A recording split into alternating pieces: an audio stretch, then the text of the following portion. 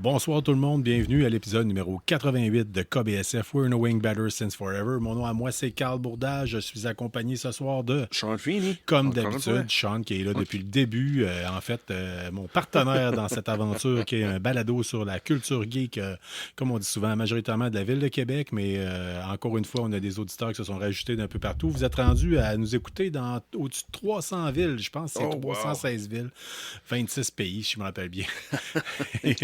On est fort. La plupart de ces pays-là, c'est des erreurs, là, on va se le dire. Des fois, il y en a parmi vous autres qui sont en vacances. On verra bien en tant que tel. Mais écoute, Sean, on tient à le dire, on est un balado qui parle majoritairement de la culture geek en général. On parle beaucoup, nos champs d'intérêt sont majoritairement les jeux vidéo, les séries télé, les films, l'actualité geek en tant que tel. Et beaucoup de bandes dessinées, c'est beaucoup par ça qu'on se différencie en tant que tel. Oui, vraiment. Oui. Je trouve qu'on a un petit cachet à ce côté-là, nous autres. Là. Oui. Puis ce soir, entre autres, vous allez voir, on a plusieurs bandes dessinées qu'on veut vous parler. Puis on veut vous parler, entre autres, du Free Comic Book Day qui s'en vient. On a des belles annonces à ce niveau-là. Fait que on vous souhaite une bonne écoute. Puis on espère que vous allez triper puis embarquer dans cette aventure. oui, yes, Sean, sir. Parlant d'aventure. Yes. Cette semaine, il y a eu de quoi de big. Il y a eu l'annonce en tant que telle de le Comic-Con de Montréal. Montréal. C'est Montréal. Les vedettes commencent à sortir. Là. Oui. Colin, c'est intéressant. Vraiment fun, ça. Là.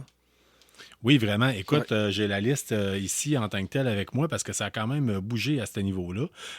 Si on regarde ça, à date, il y avait déjà des personnes qui avaient été annoncées. Davantage dans le domaine de l'horreur. Oui, Nightmare on Elm Street, je pense quelque chose de même. Là. Les Griffes de la nuit, si je m'appelle bien en français. Oh my God, oui. Freddy, dans le fond. Oui. Fait qu'il y avait Robert Englund qui avait été annoncé. D'autres personnes comme Amanda Weiss, justement, qui a participé à ça. Mais là, cette semaine, le reste, ils ont fait une deuxième annonce, une deuxième vague d'annonces de célébrités, majoritairement. C'est des gros noms, là. Oui, ben écoute... au moins un gros nom, au moins une bonne big. Moi, je big, capote total ma vie. S'il y a bien quelqu'un que je veux rencontrer, là, je suis sur un hype. Là, oui, c'est pas le seul. Quand j'ai vu ça, je me suis dit, Carl, t'es pas sérieux, Carl.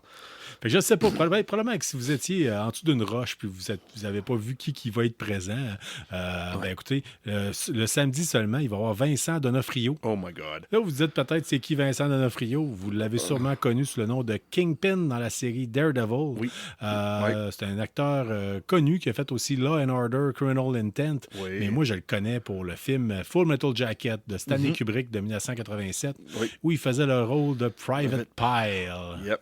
Ils sont baignés fourrés. Oui, Private Pyle. Écoutez, moi, j'ai déjà découvert. Hein. J'ai déjà mon idée sur qu'est-ce que je fais signer. Oui, tu sais, t'avais parlé. Là. Oui, tout à fait. Oui. Quand il a fait d'autres choses, souviens-tu, il était dans The Cell avec Jennifer Lopez. Lui, il a fait intéressant cette rôle-là. Oui, c'était... Puis, j'avais pas rendu compte au début, mais il jouait la machette dans Men in Black. Ah oui, peut-être, ça se pourrait très bien. L'insecte là, qui rentre dans un cœur d'un homme, puis il dit oui. Oui, Edgar the Bug dans Men in Black. C'est ça, Edward the Bug. Il aurait joué dans JFK d'Oliver Stone. C'est vrai. Orson Welles dans Ed Wood de Tim Burton. Oui. Jurassic Park 2015, il aurait eu un rôle. Je me souviens pas de celle-là. Dans le film de Netflix Lift en 2024 dernièrement. Mais en tant que tel, là, on parle vraiment d'un acteur. Vraiment, ceux qui trippent comic book vont tripper parce qu'à cause du rôle dans Kingpin, là, on le voit aussi dans Echo, d'ailleurs. Oui, dernièrement, il a joué dans Echo dernièrement. Oui, Hawkeye aussi. Dans les autres noms qui vont être présents, d'ailleurs, je tiens à le dire, là, moi, ce que je fais signer, je me cherche un casque d'armée comme il y avait dans Full Metal Jacket. Je vais le reproduire avec la sling de balle dessus, la badge Peace and Love marquée Born to Kill, puis je vais le faire signer. Je trouve que ça serait dans ma salle de cinéma maison. C'est sûr que c'est ma pièce là, que je capote. Là. Surtout que c'est un des modèles de casque que j'ai porté durant mon service militaire. Il va y avoir l'acteur de doublage Carl Dodd qui fait la voix de Wolverine dans X-Men 97. Puis l'original série aussi. Il fait les deux. Si vous êtes des fans de Mandalorian, Breaking Bad ou The Boys, Giancarlo Esposito. Oui, c'est Giancarlo Esposito. Giancarlo Esposito, OK. Oui. Darth, c'est quoi? Gideon, Moff Gideon. Moff Gideon, oui, c'est ça. Moff Gideon, il était dans Community aussi. Puis dans Better Call Saul, je pense. Oui, oui, il me semble que oui. Il va y avoir Heather Langenkamp qui est dans Nightmare on Elm Street, Jeff Ward des Agents du Shield, la voix qui est une actrice de doublage qui a fait The Little Mermaid, Toy Story 2 puis Thumbelina en 94. En termes de lutteur, la personne, je pense, qui m'a le plus impressionné physiquement parlant. Ouais. Et j'ai déjà vu Lou Ferrigno, un ancien monsieur Niver, si je me rappelle bien, Lou Ferrigno. Ouais, dans les mêmes années de Schwarzenegger. La grosse compétition de ces deux-là. Mais vraiment, je dois dire que un des deux lutteurs qui va être présent, Kevin Nash, incroyable. C'est la personne, je crois, que j'ai vue qui est la plus immense. Ouais. Moi, je ne connais pas le nom de Kevin Nash, c'est aussi Diesel. Il avait joué aussi dans... moi, je l'avais bien aimé dans le film de Punisher avec Thomas Jane. Oui. Qui faisait The Russian. Oui. On le voit souvent, là. Si vous savez, là, vous tapez son nom, vous allez le spotter. Souviens-tu cette scène-là, quand ils se battent avec des couteaux? Oui. Oui. Ça passait pour le vrai, ça. Ah ouais? C'est une vraie passe, là. Thomas Jane a manqué son coup, puis c'est le vrai couteau qui plante dans Kevin Nash. Oh boy! Je savais pas ça. C'est la scène, là. C'est pas coupé à... Qu'est-ce qu'on voit, là? C'est la vraie scène. Mais vraiment, quoi? Ça me surprend même pas, parce que le réflexe, quand j'ai vu cette brute-là, cette brute-là, puis croyez-moi, là, la fois que j'avais été au Comic-Con, j'étais avec Carl Falardeau et mon ancien coloc, qui a déjà été portier, qui était immense, là. Oui. Puis il y avait l'air de 2 enfants comparé à Kevin Nash. C'est l'homme avec le torse le plus gros que j'ai jamais vu. Ben oui. Le dos le plus immense. Quand il promenait, là, en kiosque, là, on voyait juste celui. C'était vraiment, là, ses pectoraux étaient au-dessus de tout le monde. C'est pas juste ses épaules au-dessus de tout le monde. C'est vraiment, on voyait le top de son chest, ses épaules, sa tête par-dessus de tout le monde. Puis lui, parce qu'il est grand, là, lui, ce gars-là, il aurait pu faire une carrière en basketball, ça a l'air. Puis il avait le choix entre le basket ou la lutte. Il a choisi la lutte parce qu'il trouvait que c'était comme plus glamour un peu, puis tout. Là. Puis, mais c'est un... Déjà qu'il est grand, mais il est immense, puis... Là, je vais vous donner l'idée, là, puis il faudrait que j'essaie de remettre la photo. Quand la photo que j'avais prise, c'était mon premier Comic-Con. On n'a pas le droit de prendre de photos des célébrités sans demander leur autorisation. J'ai tenu mon cellulaire, snapper une photo vite. On voit Carl Falardeau, qui est un de nos amis dessus. OK? Écoute, Carl, là, j'ai demandé cette semaine, c'est quoi ton record de bench press? Il m'a répondu 600 livres en compétition. Fait qu'il a déjà fait plus que ça. Mais légalement parlant, là, en compétition, ce gars-là a benché 600 livres. Il est pas petit, là. Okay? Nous autres, on le connaît. C'est épouvantable. T'es en train de chercher une photo. Oui. Fait que, imaginez, il avait l'air d'un enfant comparé à Kevin Nash. Puis c'est le fun que tu soumets ça parce que je m'étais tout le temps dit, probablement que ce gars-là, tu le piques avec un couteau comme... de 7 pouces de lame, puis tu te rends pas jusqu'aux organes. Ouais, c'est ça. Mais la scène, là, va regarder Punisher encore avec Thomas Jane, tu vas voir la scène, là, quand Thomas Jane plante le couteau, là, le visage, il saisit, là. Je vais réécouter ça, c'est sûr. Je ne savais même pas. Puis écoute, moi, c'est mon plaisir coupable, ce film-là. Je l'écoute 1 à 2 fois par année. Nice. C'est ça, quand j'ai appris cette histoire-là, c'est « What? T'es pas sérieux? » Là, j'ai regardé cette scène-là, j'ai fait « Oh! » Puis on voit dans les yeux de Thomas Jane. Tu dois pas triper, là. T'as une lame qui te rentre dans le corps. Là. Non, c'est Nash, il fait pas à rien. Son visage change pas. 0. C'est Thomas Jane. Tu vois ses yeux, fait oh, « Je dors marde. » OK. Excellent. C'est exactement. Parce que Nash, il flinche pas. 0. Il reste dans son rôle, puis il continue. Ah, Seigneur. Ah, non, mais ça n'a pas de bon sens. Il sort le couteau. De mémoire, il sort le couteau. Eh, monsieur. Pour les autres personnes qui vont être présents, on parle de créateur de comic book Mark Brooks, qui a travaillé sur Immortal X-Men, Deadpool, Star Wars, Darth Vader. Ray Park va être présent. Ah oui, il va être de retour. De retour. Nice. J'espère que ce coup-là, il ne fera pas attendre ses fans 45 minutes. Autant, ce gars-là, j'en parlais dernièrement, autant j'ai déjà fait la file pour avoir un autographe de lui. J'ai attendu 45 minutes, puis il n'était même pas arrivé. Ouais. Puis j'ai fini par dire, regarde, moi, je m'en vais, je passe à autre chose. Écoute, je descends à Montréal pour le Comic-Con. J'ai pas le temps de niaiser. Je suis pas comme si j'avais mon billet VIP puis que je faisais 2-3 jours comme à Québec. Là. Fait qu'à un moment donné, j'ai dit, je passe à autre chose. Mais autant à Québec, il arrêtait, il tripait, il prenait du temps avec chaque personne, il prenait à la pause, montrait à... Tu sais, je disais... oui, vraiment. Il sortait de derrière la table. Oui, c'était vraiment fun. Il venait jaser avec le monde. Fait que je sais pas, probablement que je l'ai pogné sur une mauvaise journée à Montréal ou qu'il y avait Probable, quelque chose en tant que tel, mais malheureusement, en tout cas, peut-être qu'un jour je prendrai le temps de le rencontrer directement. Rob Van Dam, un lutteur de la WWE aussi qui va être présent. Oui. J'ai aucune idée c'est qui, mais ceux que je connais qui triplent là sont bien contents. Oui, oui. Du monde encore de Nightmare on Elm Street. Ryan Stegman qui a fait Venom, The Amazing Spider-Man et King in Black. Oh, il a écrit ça, oui. Le staff, le cast de Trailer Park Boys. Oh my God, Bubbles va être là.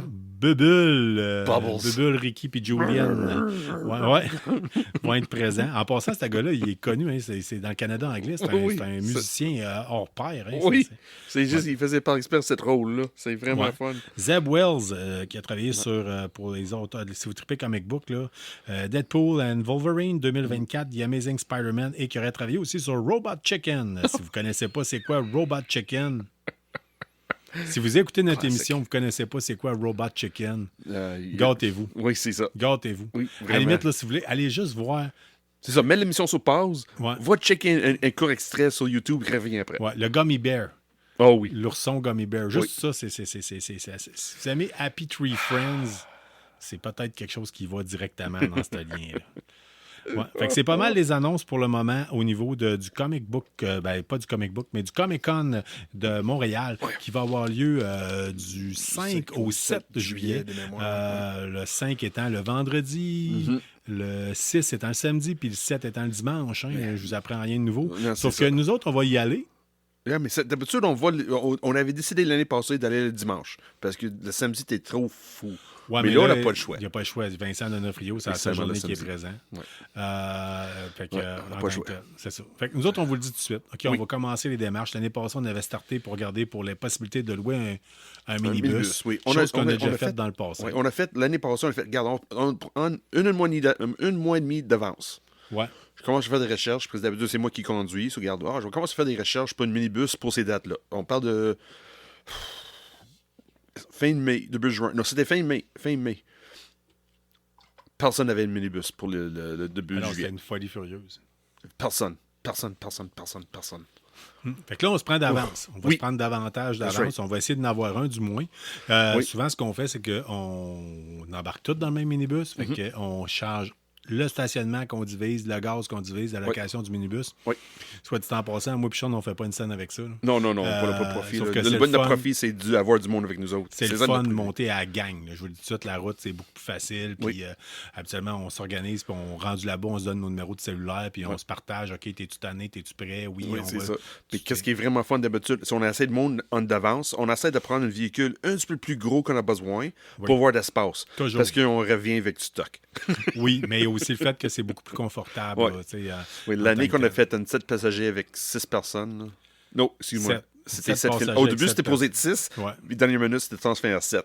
Oui, c'était pas. Non, c'était plutôt ordinaire. Fait que, regardez, si c'est quelque chose qui pourrait vous intéresser, dites-vous qu'habituellement, ça revient à peu près à 50-60$. Fait que ça revient pas mal moins cher par personne. Pas mal moins cher. Oui, c'est 50$ plus ton prix de billet. Oui, c'est ça. Mais en tout cas, monter à Montréal, présentement, ça doit coûter pas mal plus cher que ça en gaz ou quoi que ce soit. On part de Québec, Beauport, on fait 1 ou 2 petits stops, puis on monte jusqu'à là-bas. En venant, on arrête au restaurant. Puis c'est ça. Mais ça fait une journée, on part tôt le matin, on arrive pour l'ouverture, c'est que c'est le Stampede, comme on dit. C'est ça. C'est que tout le monde se garoche pour rentrer. C'est le fun de voir la foule, le hype qui se passe avant que les portes du Comic-Con ouvrent. Oui. On aime ça. Oui, surtout avec une énergie dans l'air. Avec des rookies là, qui n'ont jamais vécu ça, là, c'est quelque chose à vivre. Oui. Puis après ça, on reste là, puis habituellement, on revient, puis on vient de moins en moins tard à cette heure. Mais ça vaut quand même la peine. Croyez-moi, vous allez être fatigué à la fin de la journée, mais c'est trippant. Oui, vraiment. Oui. Sean, on fait pas mal le tour pour le Comic-Con de Montréal qui va avoir lieu. Soit dit en passant, surveillez fréquemment leur page Internet. Abonnez-vous aux différentes plateformes, entre autres sur Instagram, sur Facebook. Vous allez être tenu au courant des acteurs, des célébrités qui viennent. Puis achetez pas votre billet en fonction d'une célébrité. Hein, non. Ça arrive fréquemment que ça cancelle. Surtout au mois de mars. On voit des vedettes qui sortent au mois de mars. Mars à juillet, là. il y a beaucoup de choses qui peuvent arriver, là. Oui, ben c'est ça. Ben des affaires, ben des accidents de tournage. Des grèves, comme l'année passée. Oui. Fait que, mais en tant que tel, habituellement, si les auteurs de comic book sont présents. Oui. Ça, vous ne pouvez pas vraiment vous tromper. Là. Si vous avez de quoi faire signer, c'est le bon temps. Soit dit en passant, c'est bien rare qu'ils vont vous demander de payer pour faire signer un comic book. Ça dépend à qui. moins... Kevin Ça dépend Eastman qui. chargeait 35$ par Oui, autographe. Brian Azzaro a chargé 15. Ouais, moi, j'ai fait signer mon Chris Star par, je ne me rappelle plus comment est-ce qu'il s'appelle. Là. Golden, là. Michael Golden. Puis ouais. il savait que c'était la pièce qui valait cher. Ouais, Fait qu'il m'a chargé un prix. Mais au moins, il donne les certificats. Oui, à cette heure, sauf que souvent, quand vous payez, il vous refile le certificat d'authenticité. Ouais. Fait que, Mais, OK, une petite chose à côté pour le Comic-Con. bien sûr. Fais ça vite. Viens de prendre, comment ça, fais ça vite, dans le fond. Viens nous jaser vitement. Parce que je pense, mois de mai, là, je n'ai pas le choix. Il faut que je réserve quelque chose dans le mois de mai. Oui. Ça laisse le mois d'avril à penser. Là, on lance tout de suite, mettre l'idée dans la tête. Je te laisse mois d'avril de penser comme il faut. Puis mois de mai, pas notre podcast, Oui. peut-être on va trouver un sujet, peut-être un événement spécial, quelque chose de même, là, mais mois de mai, on va lancer dans la réservation d'un minibus. Soit dit en passant, si vous avez seulement fait le Comic-Con de Québec, vous n'avez jamais fait le Comic-Con de Montréal, c'est totalement une autre expérience en tant que tel. Vraiment. Amène le linge de rechange. Comic-Con est réputé... Mettre des souliers très confortables. On leur fera un petit cours. Habituellement, on fait un cours rapide sur comment faire. Puis guide de survie du Comic-Con, je pense qu'on en a un qu'on a déjà fait dans le passé. Oui, au début de l'épisode, au début de le podcast. Là, ouais. Vous n'êtes pas obligé d'arriver là costumé en passant. Hein? Non. Nous autres, on ne se costume pas parce qu'on y va pour le confort. Ouais. Ou si mettons, à y aller costumé, j'irais avec... un personnage qui est habillé en linge de la vie de tous les jours. Oui, c'est ça, parce que dans l'autobus, dans le maquillage, tout ça pendant 3 heures. Oui, c'est ça. Ouais. Hey, Sean, si on parle avant, on va reparler de comic book tantôt, mais là, je veux vous parler de quelque chose parce que vous le savez, on en a déjà parlé. La journée Star Wars, qui est May the 4th. That's right, May the 4th. May the 4th. Ouais. Cette année, il va avoir. Non seulement ça va être la journée Star Wars, mais ça va être une journée importante pour nous et pour l'industrie du comic book parce que c'est. Free Comic Book Day. Free Comic Book Day. Le premier samedi de le mois de mai. Puis cette année, ça tombe le May the 4th. That's right. Fait que vous avez remarqué certainement, si vous êtes à l'écoute des derniers épisodes depuis à peu près un mois et demi, on enregistre à l'occasion en première issue. Tu as fait tes démarches, tu as avisé David Alexandre de première issue. Oui. Fait que, étant donné qu'on est équipé maintenant pour enregistrer des épisodes à distance dans d'autres lieux, on tient à vous le dire, on va être présent au Free Comic Book Day à la librairie première issue. Fait qu'on va enregistrer directement là-bas. Oui, avec vous autres. Viens nous voir, de ramasser ton Free Comic Book avec un petit achat gauche à droite. Là, puis on va être là, on va jaser tes achats. Oui. Puis si vous êtes chanceux, ramassez vos prix découvertes si vous en avez gagné un. Oui. Vous allez pouvoir le choisir directement là-bas plutôt qu'avoir nous autres qui le choisissent pour vous autres. Oui. Puis c'est l'occasion rêvée de venir jaser puis venir découvrir ce bijou de la ville de Québec. Oui, vraiment. Rendu au mois de mai, il fait beau. Hein? Ah Québec. oui, ben oui. Première semaine de mai, là, regarde, on croyait que c'était l'été, là. C'est ça. On va faire une canicule. Puis, ça va être super. Là. Ça va être... venez visiter Québec. Là, Excusez. Excusez, c'est ça. Je m'emporte. Oui, quand il y a le temps de parler de ma ville, là, je m'emporte. Oui, c'est ça. Mais exactement ça. Le 4 mai, là. On va-tu le 4 de... Oui, on va être là le 4 mai, Carl.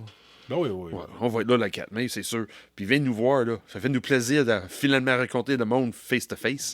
Oui, tout à fait. Puis peut-être c'est l'occasion, parce que Jérôme, vous allez peut-être Jérôme, nous dire... Oui, je parle à Jérôme. Vous allez peut-être nous dire aussi que c'est là qu'on va jaser puis clarifier le fait, embarquez-vous dans l'autobus ou non. Là. Ça peut être une belle occasion. Oui, hey, quelle belle idée, Carl. On sédule le bus la même journée. Oui, parce que on peut aussi bien trouver du monde qui vont à la première issue, qui vont dire « Hey, c'est quoi cette histoire-là? J'embarque. » Fait que... ça vaut vraiment la peine. Oui.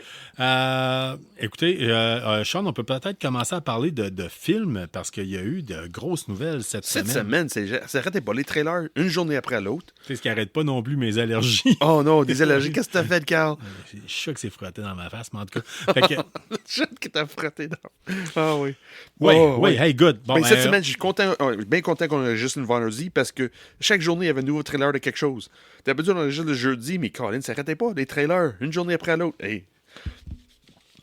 Très content. Qu'est-ce qui sort? Moi, je pensais que l'année après la grève, on va vivre, comme on toujours disait, le Mordor. Mais du beau stock qui s'en vient pareil. Oui, vraiment, vraiment, vraiment. Écoute, moi, personnellement, j'ai pas tout vu. J'ai pas tout regardé. OK. Par contre, je me suis gâté. Je suis allé voir le preview de Furiosa. Oui. Le trailer numéro 2 de Furiosa. Oui. Je suis partagé. Oh, oui. Je trouve que en termes d'effets spéciaux, en termes d'esthétique, Il y a quelque chose. il y a quelque chose qui... J'ai l'impression qu'il a changé son frames per second. La manière qu'il est filmé, là, je pense qu'il a fait comme Colin, qui fait le Hobbit, là, Peter Jackson a fait pour le Hobbit. Okay. Il a changé le frame rate. C'est pour ça que ça a l'air bizarre sur une télé normale quand ton frame rate n'est pas ajusté. OK. C'est ça me donne idée. Parce que quand tu regardes les trailers de Hobbit, ça faisait la même chose. Parce que le frame rate des télés n'était pas adapté tout de suite pour cette film-là. Ça donne la même impression. OK. Mais même à ça, je veux dire, il y a un côté qui a de l'air vraiment green screen. Oui, mais c'est pas comme le premier Mad Max. Non. Quand je dis premier Mad Max, je parle de celui avec Kevin Costner. Oui. Kevin Costner. Non, pas Kevin Costner, Mel Gibson. Mel Gibson, excusez. Cette semaine était long. Ouais. Mel Gibson, le premier Mad Max qu'on voyait que c'était vraiment tourné dans le désert. Oui, regarde, c'est un budget de comme 10 000. Oui, c'était tourné dans le désert en Australie. Là, on voit que le sable, le désert est trop jaune pour ce que c'est supposé être. Là, il y a un côté esthétique comme quand ils tournent des films qui veulent nous dire que ça se passe au Mexique, qu'ils mettent un filtre jaune. Oui, c'est ça. Mais n'empêche, écoute, malgré tout ça, je dois avouer que j'ai hâte de le voir. Oui. Chris Hemsworth comme machin. Hey! Oui, mais lui, c'est ça qui me dérange. Wow, moi, ça me dérange pas parce que ça va être... Parce que il va ajouter une petite touche de...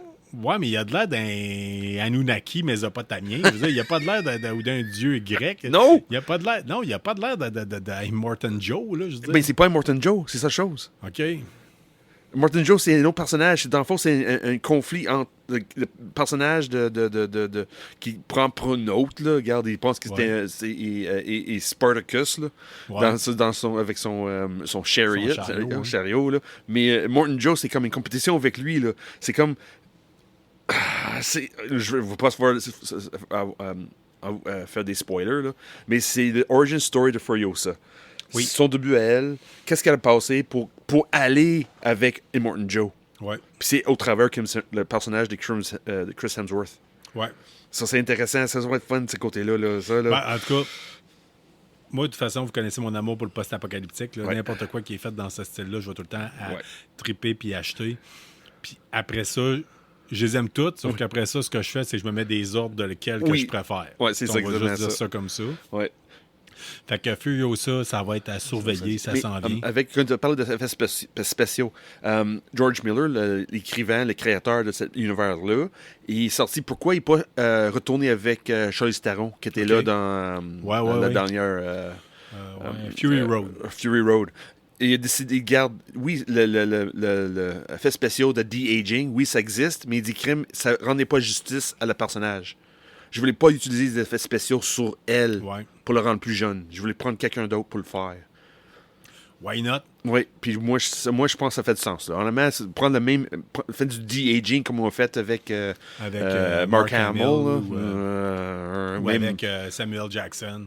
Oui, le pire, c'était Indiana Jones, là, avec Harrison Ford, là, dans la dernière Indiana Jones. Oui, où il y avait eu The Irishman, je pense, un film. Ah oui, avec Martin... pas Martin... c'est Martin Scorsese, là, mais Robert De Niro. Ouais, parce que des fois, la face change, mais on voit que la façon de bouger... On bouge pas de la même façon. C'est ça. Oui. Mais je trouve à l'aube de ma cinquantaine, là, je vous confirme, mettre des bas, ça se passe pas de la même façon que quand j'avais 16 ans. Ah oui? Non. Moi, c'est la même façon. Je suis autant... I'm just as drunk. Aussi souple. I'm just as drunk. OK. Ça va bien. Oui, c'est ça. Tu mets tes bas le matin. Oui, c'est ça. I'm all hungover. Okay. C'est la même chose. Tu peux pas avoir mal à la tête. Tu peux pas être shit-face si t'es encore chaud. C'est ça. Je peux pas croire qu'on parle de ça. On va tomber sur un autre sujet. Là. Oui, on change de film. On change de film. Oui. Alien Romulus. Moi, j'attendais pas cette semaine pour voir ce trailer-là. Je m'attendais pas. Ouais. Vraiment pas. Wow! Tu l'as vu toi aussi? Plusieurs fois. Ok. Juste pour voir what am I looking at? What am I seeing here? Écoutez, moi, j'avais l'impression de voir... je trouve que ça ramène l'horreur Oui, dans Alien. Ça ramène le côté... Le 8e passager. Oui. Le premier film fait par Ridley Scott en 79, je me rappelle oui, bien. c'est bien ça. Mais avec un petit côté gore. Oui. Oui, c'est ça. Ben, Un petit côté de... Ouais, c'est ça. Il y a un petit chunky salsa, là. Je veux dire, ouais. Parce qu'on voit toujours des facehuggers qui agrippent sur quelqu'un. Mais là, dans le trailer, on voit une passe qu'on a l'impression que c'est un facehugger, mais injecte le tuyau. Ouais, ben aussi, il y a un facehugger à un moment donné qu'on voit bouger pas mal plus vite, là. Oui. Il court, là, tu sais, je veux dire, il poursuit quelqu'un, là. Oui. Fait que, Ça, c'est intéressant, ça. On était caché quelque part puis sauter sur quelqu'un. Non, il court après. oui. Oui, en plus, ça passe... Dans le trailer, l'impression que j'ai, ça passe tout sur un vaisseau. Comme le 8e passager. Oui. Puis il y a le vibe, là, une space. Juste la musique. Là, puis à la fin, qui sort avec le Pulse Rifle. Là. Oui. Pulse Rifle est de retour. Oui. Oh. Il y avait une belle édition, en passant, de Nerf du Pulse Rifle qui avait été faite, là, qui était qui est difficile à trouver, là, mais d'après moi, vous trouvez ça, puis vous peinturez ça à la canette de spray, ça avait un maudit beau morceau dans votre man cave. Un décanteur qui fonctionne. Oui. C'est ça. Oh, oui. Mais Romulus, moi, je ne m'attendais pas à voir ce trailer cette semaine. Ça sort le 16 août 2024. D'ailleurs, Furiosa, il me semble, c'est début juin, je m'appelle bien. Oui, en plus, oui. Fait qu'on regarde, va voir... cet été, là, regarde, même commencer aujourd'hui avec Ghostbusters 3 qui sort aujourd'hui, là. Oui, ben ça... 4, pas techniquement. 4, 5, quelque chose de même. Mais anyway. Écoute, j'ai perdu le fil, je les ai pas toutes vues, je me suis pas tenu à jour, mais en tout cas... Moi, je me souviens 1, 2, celle avec les femmes, puis là, l'autre qu'on a vu les 2 ans, ça là, techniquement, c'est le 5e. OK, bon. Ben écoutez, clairement, il y a du monde qui trippe solide, là, parce que quand on va dans les Comic-Con, on le voit, là, il y a la oui. All the time. Tout le temps. Entre autres, il y a un animateur de radio de Québec, puis oui, qui trippe lutte, Ninja Turtle et Ghostbusters. Oui, et tout le temps Ghostbusters au Comic-Con. Oui, il l'a déjà dit. Là. Il a acheté son kit, puis il a déjà mis, lui, à un moment donné, un vieil extrait audio, c'est qu'il parle déjà de Ghostbusters. Quand il est jeune, puis il y avait un tape à cassette. Un tape deck, il avait parti, puis il avait comme... Il savait pas qu'il allait faire de la radio un jour. Là. Puis il s'est enregistré, puis c'était lui qui disait j'étais un Ghostbusters, puis je sais pas trop quoi. C'est vraiment drôle à entendre. Oh, nice. Fait que, on le salue. Si jamais il nous écoute, on sait jamais. Salut, puis oui. Fait que, oui. Boondock Saints, man. Ça va être. C'est pas un trailer. C'est pas un trailer que j'ai vu, par exemple. Ouais. Non, moi non plus. C'est toi qui m'as parlé de ça. Tout à fait. La semaine dernière, c'était la Saint-Patrick. OK? Oui. Demain, nous autres à Québec. Cette semaine, c'est dimanche passé. Ouais. Demain, on a le défilé de la Saint-Patrick à Québec, soit dit en passant. On l'a tout le temps une semaine en retard après Montréal. Puis là, cette semaine, bing bang, si je suis en train de taponner sur mes affaires, puis de moment donné, je vois ça passer en tant que tel, dans les nouvelles. Boum, j'ai vu ça passer comme de quoi. J'ai plus l'extrait. Oh non. Mais en tout cas, il y aurait clairement. Tu peux continuer.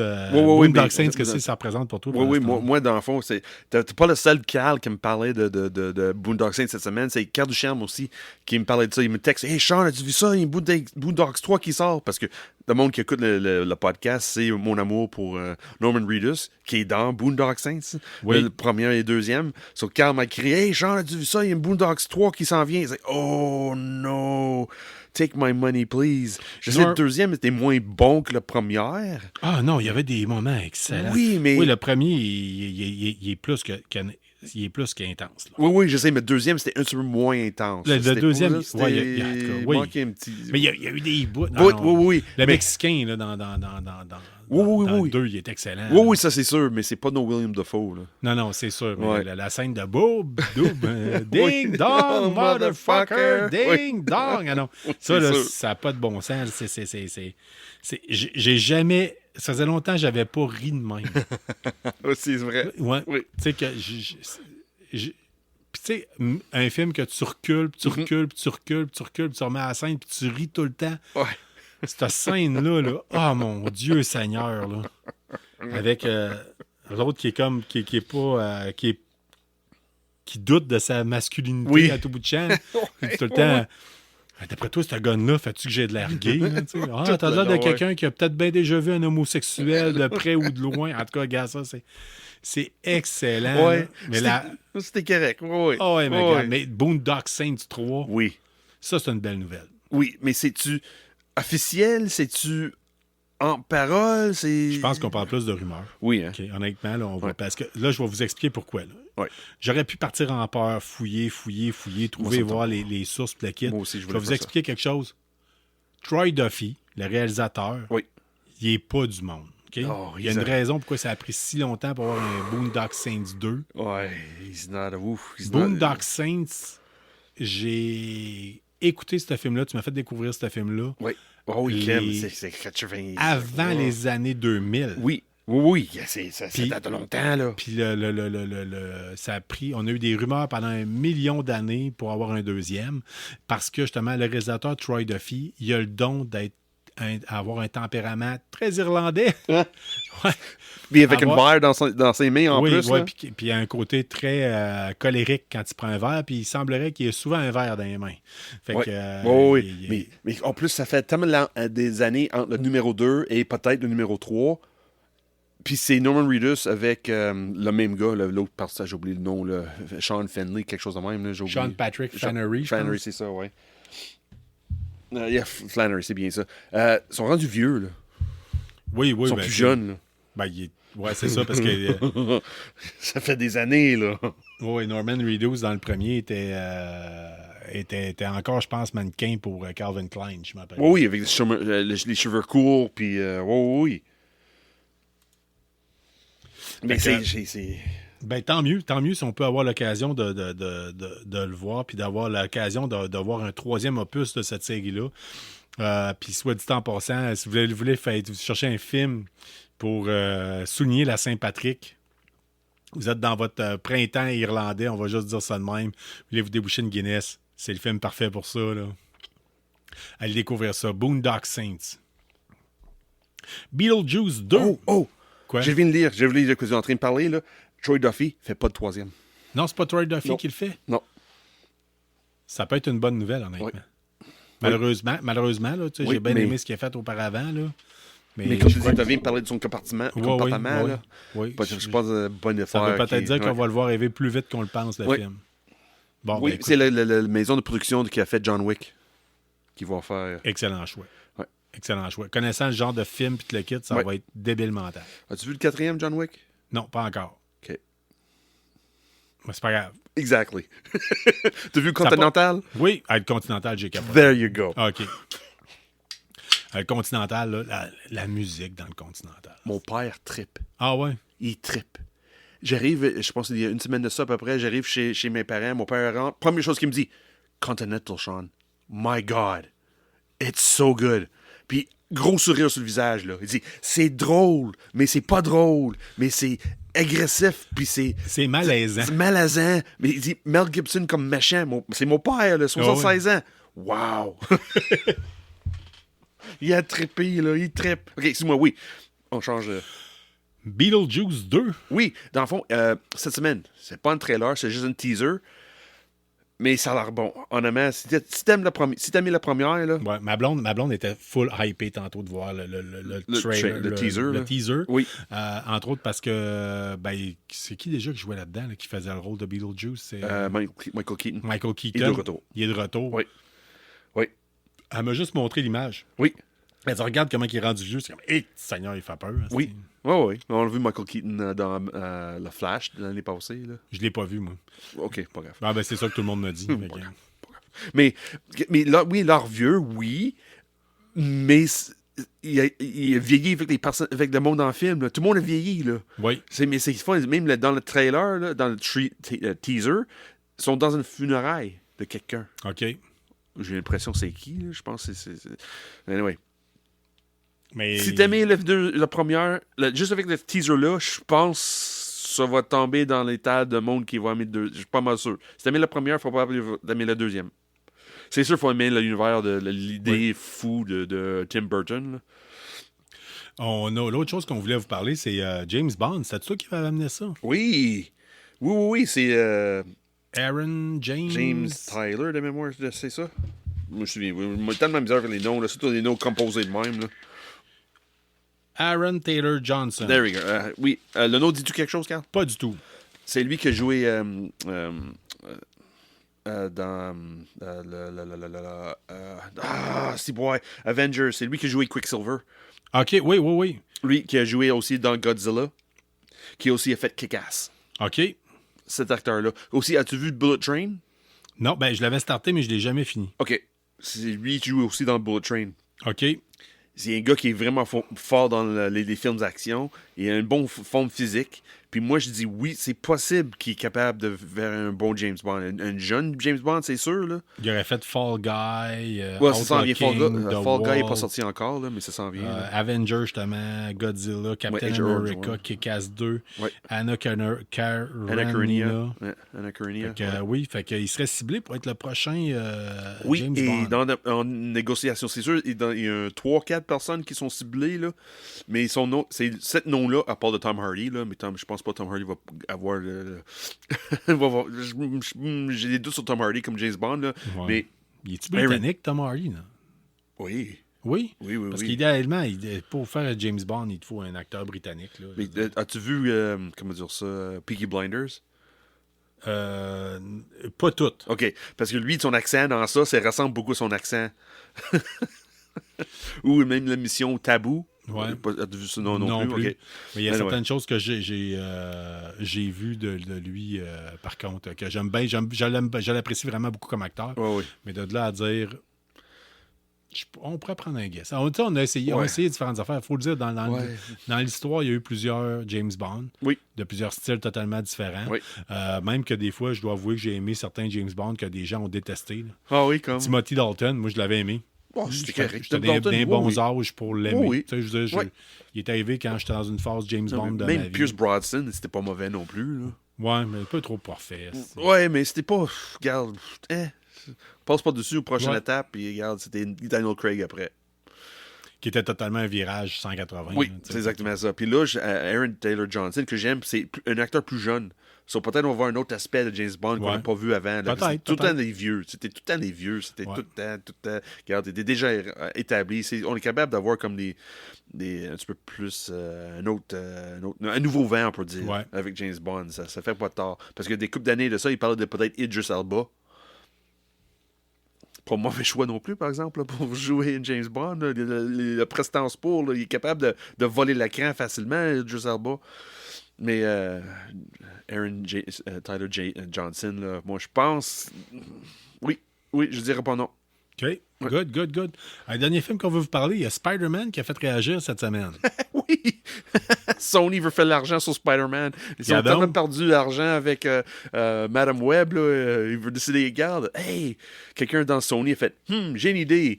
On sort tous les Spider-Man back-à-back au cinéma. Les 8 films de Spider-Man, toutes.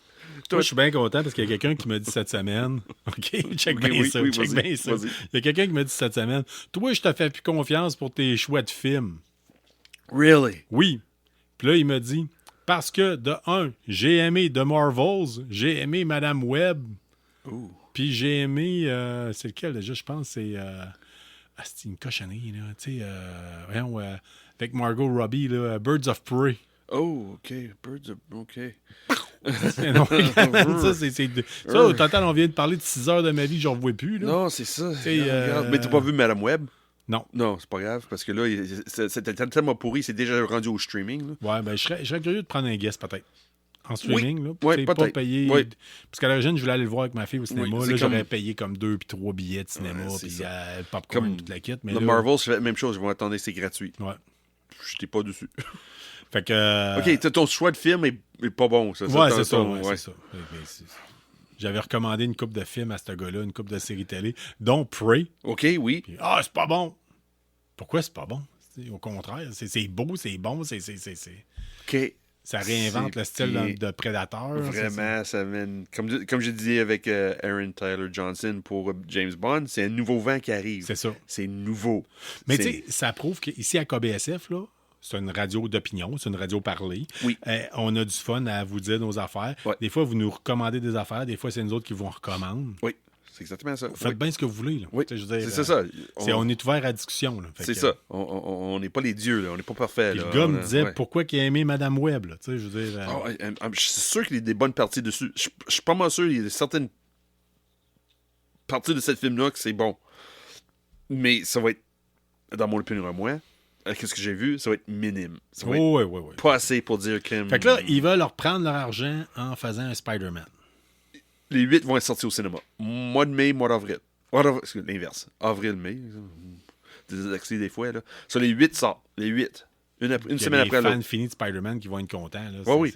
Les 3 de Tobey Maguire. Puis après ça, les 2 de... j'ai mis avec les noms. Je connais pas son nom. Il a fait de quoi de pas pire pareil. Oui, il a fait de pas pire. Puis après ça, avec l'autre. Là. C'est pas sûr avec les noms. C'est un autre TH gars. Là. C'est Tom Holland, je pense. Oui, je pense que oui. Mais en tout cas, je suis pas un gros fan de Spider-Man. Non, c'est pas vrai. Qu'est-ce que Sam Raimi a fait avec Tobey Maguire? Je fais, hey, Colin, c'est pas mauvais. Qu'est-ce qu'il est en train comme réinventer un peu Spider-Man? Là, j'ai aimé ça. Les prises de vue que Sam Raimi est très connu à faire. Comme dans ton face, des choses qui arrivent vite. Puis, oui, c'était intéressant. Oui, c'est rendu le 3e. C'était comme, débarrasse-moi de ça. Là. On est comme tanné, on veut d'autres choses. Là. Mais. Okay. La bonne nouvelle, c'est que si vous êtes fan de Spider-Man, puis t'as jamais vu ça au cinéma. Regarde, c'est go. Oui. Ça va être l'occasion rêvée. Si vous avez le goût de faire connaître ça à vos enfants, peut-être. C'est un beau trip qui peut se faire. Oui, vraiment. Puis c'est sûr que ça coûtera pas cher. Ça va être pas un prix d'un nouveau sorti. Là. Ça va être pas un 20$ le billet. Là. Je suis pas sûr. En tout cas. Hey, Sean, je te propose quelque chose. On va prendre une courte pause. Okay, oui. On revient, puis en revenant, on va essayer de contacter Nicolas, qui était supposé avec nous autres ce soir. On va l'appeler pour voir, qui nous parle des sorties jeux vidéo. That's puis, right. On vous revient tout de suite. Et on est de retour. On est avec, en plus d'être de retour, on est de retour en plus avec Nicolas Bougie. Nick, Hey, Nick, hello, Nick. Notre gars de jeux vidéo. Oui. Grosse journée de jeux vidéo. Oui, ben c'est ça. Tu peux-tu nous en parler davantage? Oui, dans le fond, aujourd'hui, il y avait 3 gros jeux qui sortaient. Un sur la Switch, 2 sur la PS5. En même temps, c'est la Xbox Series X. Là, mais c'était, dans le fond, sur la Switch, il y a eu le nouveau jeu Princess Peach. Oh. C'est la première fois que Peach a son propre jeu vidéo. OK. Fait que, il y a quand même eu beaucoup de précommandes. Il y a un petit buzz alentour du jeu. Naturellement, Nintendo en ont profité pour sortir des Joy-Con roses qui sont plus précommandables. Il n'en reste pas beaucoup. Oh, really?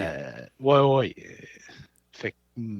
Puis il y a d'autres manettes aussi avec Peach dessus pour attirer les jeunes filles aux jeux vidéo. Puis je pense que ça a marché. Parce que le jeu, il a l'air intéressant. C'est comme pas des mini-jeux, mais un genre de détective à la Nancy Drew, genre. Fait que c'est vraiment différent de les Mario qu'il y a eu. Là. C'est intéressant, ça, même. C'est son propre jeu à lui. Son propre style. Un peu comme Luigi, il y a eu genre plus horreur avec Luigi Mansion. Ouais.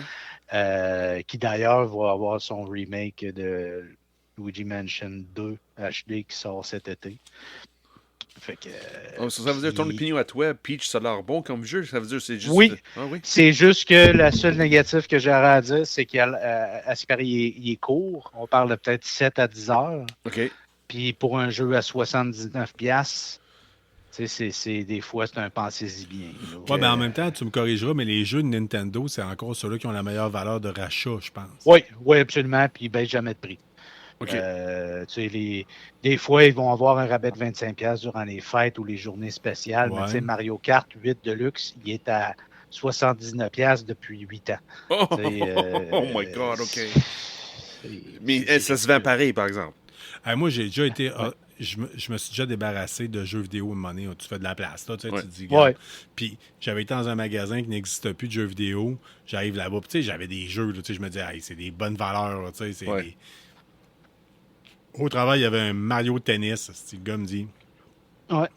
Ça, tu viens d'à côté de tout, là. Toute ta pile, c'est le Mario Tennis. Là, oh, wow. Juste avec Mario Tennis. Ouais. Jeu que j'avais jamais essayé. C'est un jeu de GameCube qui appartenait à ma femme. Là, OK, fait que c'est ça. My God. Puis, en plus de ça, mais là, il y a eu Rise of the Ronin qui est sorti sur PS5. C'est une exclusivité PlayStation, ça? Ou, Rise of the Ronin, je pense pas.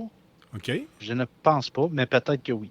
Mais c'est parce que c'est Team Ninja. Team Ninja, ils ont déjà fait des jeux sur Xbox puis tout le kit. C'est eux autres qui ont fait Wolong, les Ninja Gaiden puis tout ça, c'est eux. Fait que ça, c'est comme leur version. Ils ont comme attaqué le Souls-like, mais pas trop compliqué. OK. Avec un, tu sais, dans le Japon en 1850, fait qu'il y a, tu sais, il y a comme un mix d'architecture. Quand tu es en ville, ben là, tu vas voir, tu sais, la banlieue britannique. Puis si, tu sais, c'était vraiment dans les époques où que les autres pays arrivaient au Japon, puis ils essayaient de pas les convertir. Là, mais... Des coloniser. Ouais. Puis ce qui est le fun, c'est qu'il y a un petit, pas côté fantastique, mais tu sais, over the top, là, quasiment... tu peux glider, tu as comme un glider dans ton équipement, fait que tu peux survoler, après ça, t'atterris à terre, ton cheval apparaît un peu de nulle part, puis t'embarques dessus. Ça enlève l'aspect réaliste, mais... Sumo, ben, ça fait Assassin's Creed un peu. Ouais, style, c'est bizarre comme mix, mais le combat, il est super beau, très gore.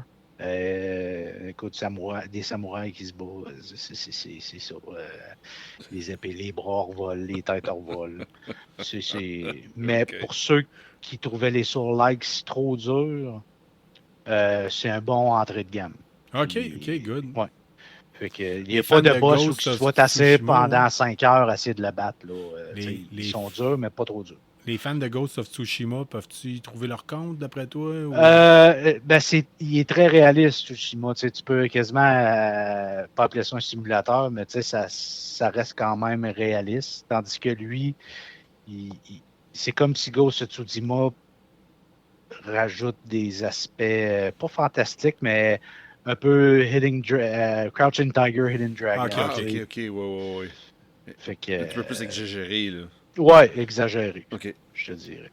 OK. Il y a Dragon Dogma 2 qui serait sorti aussi?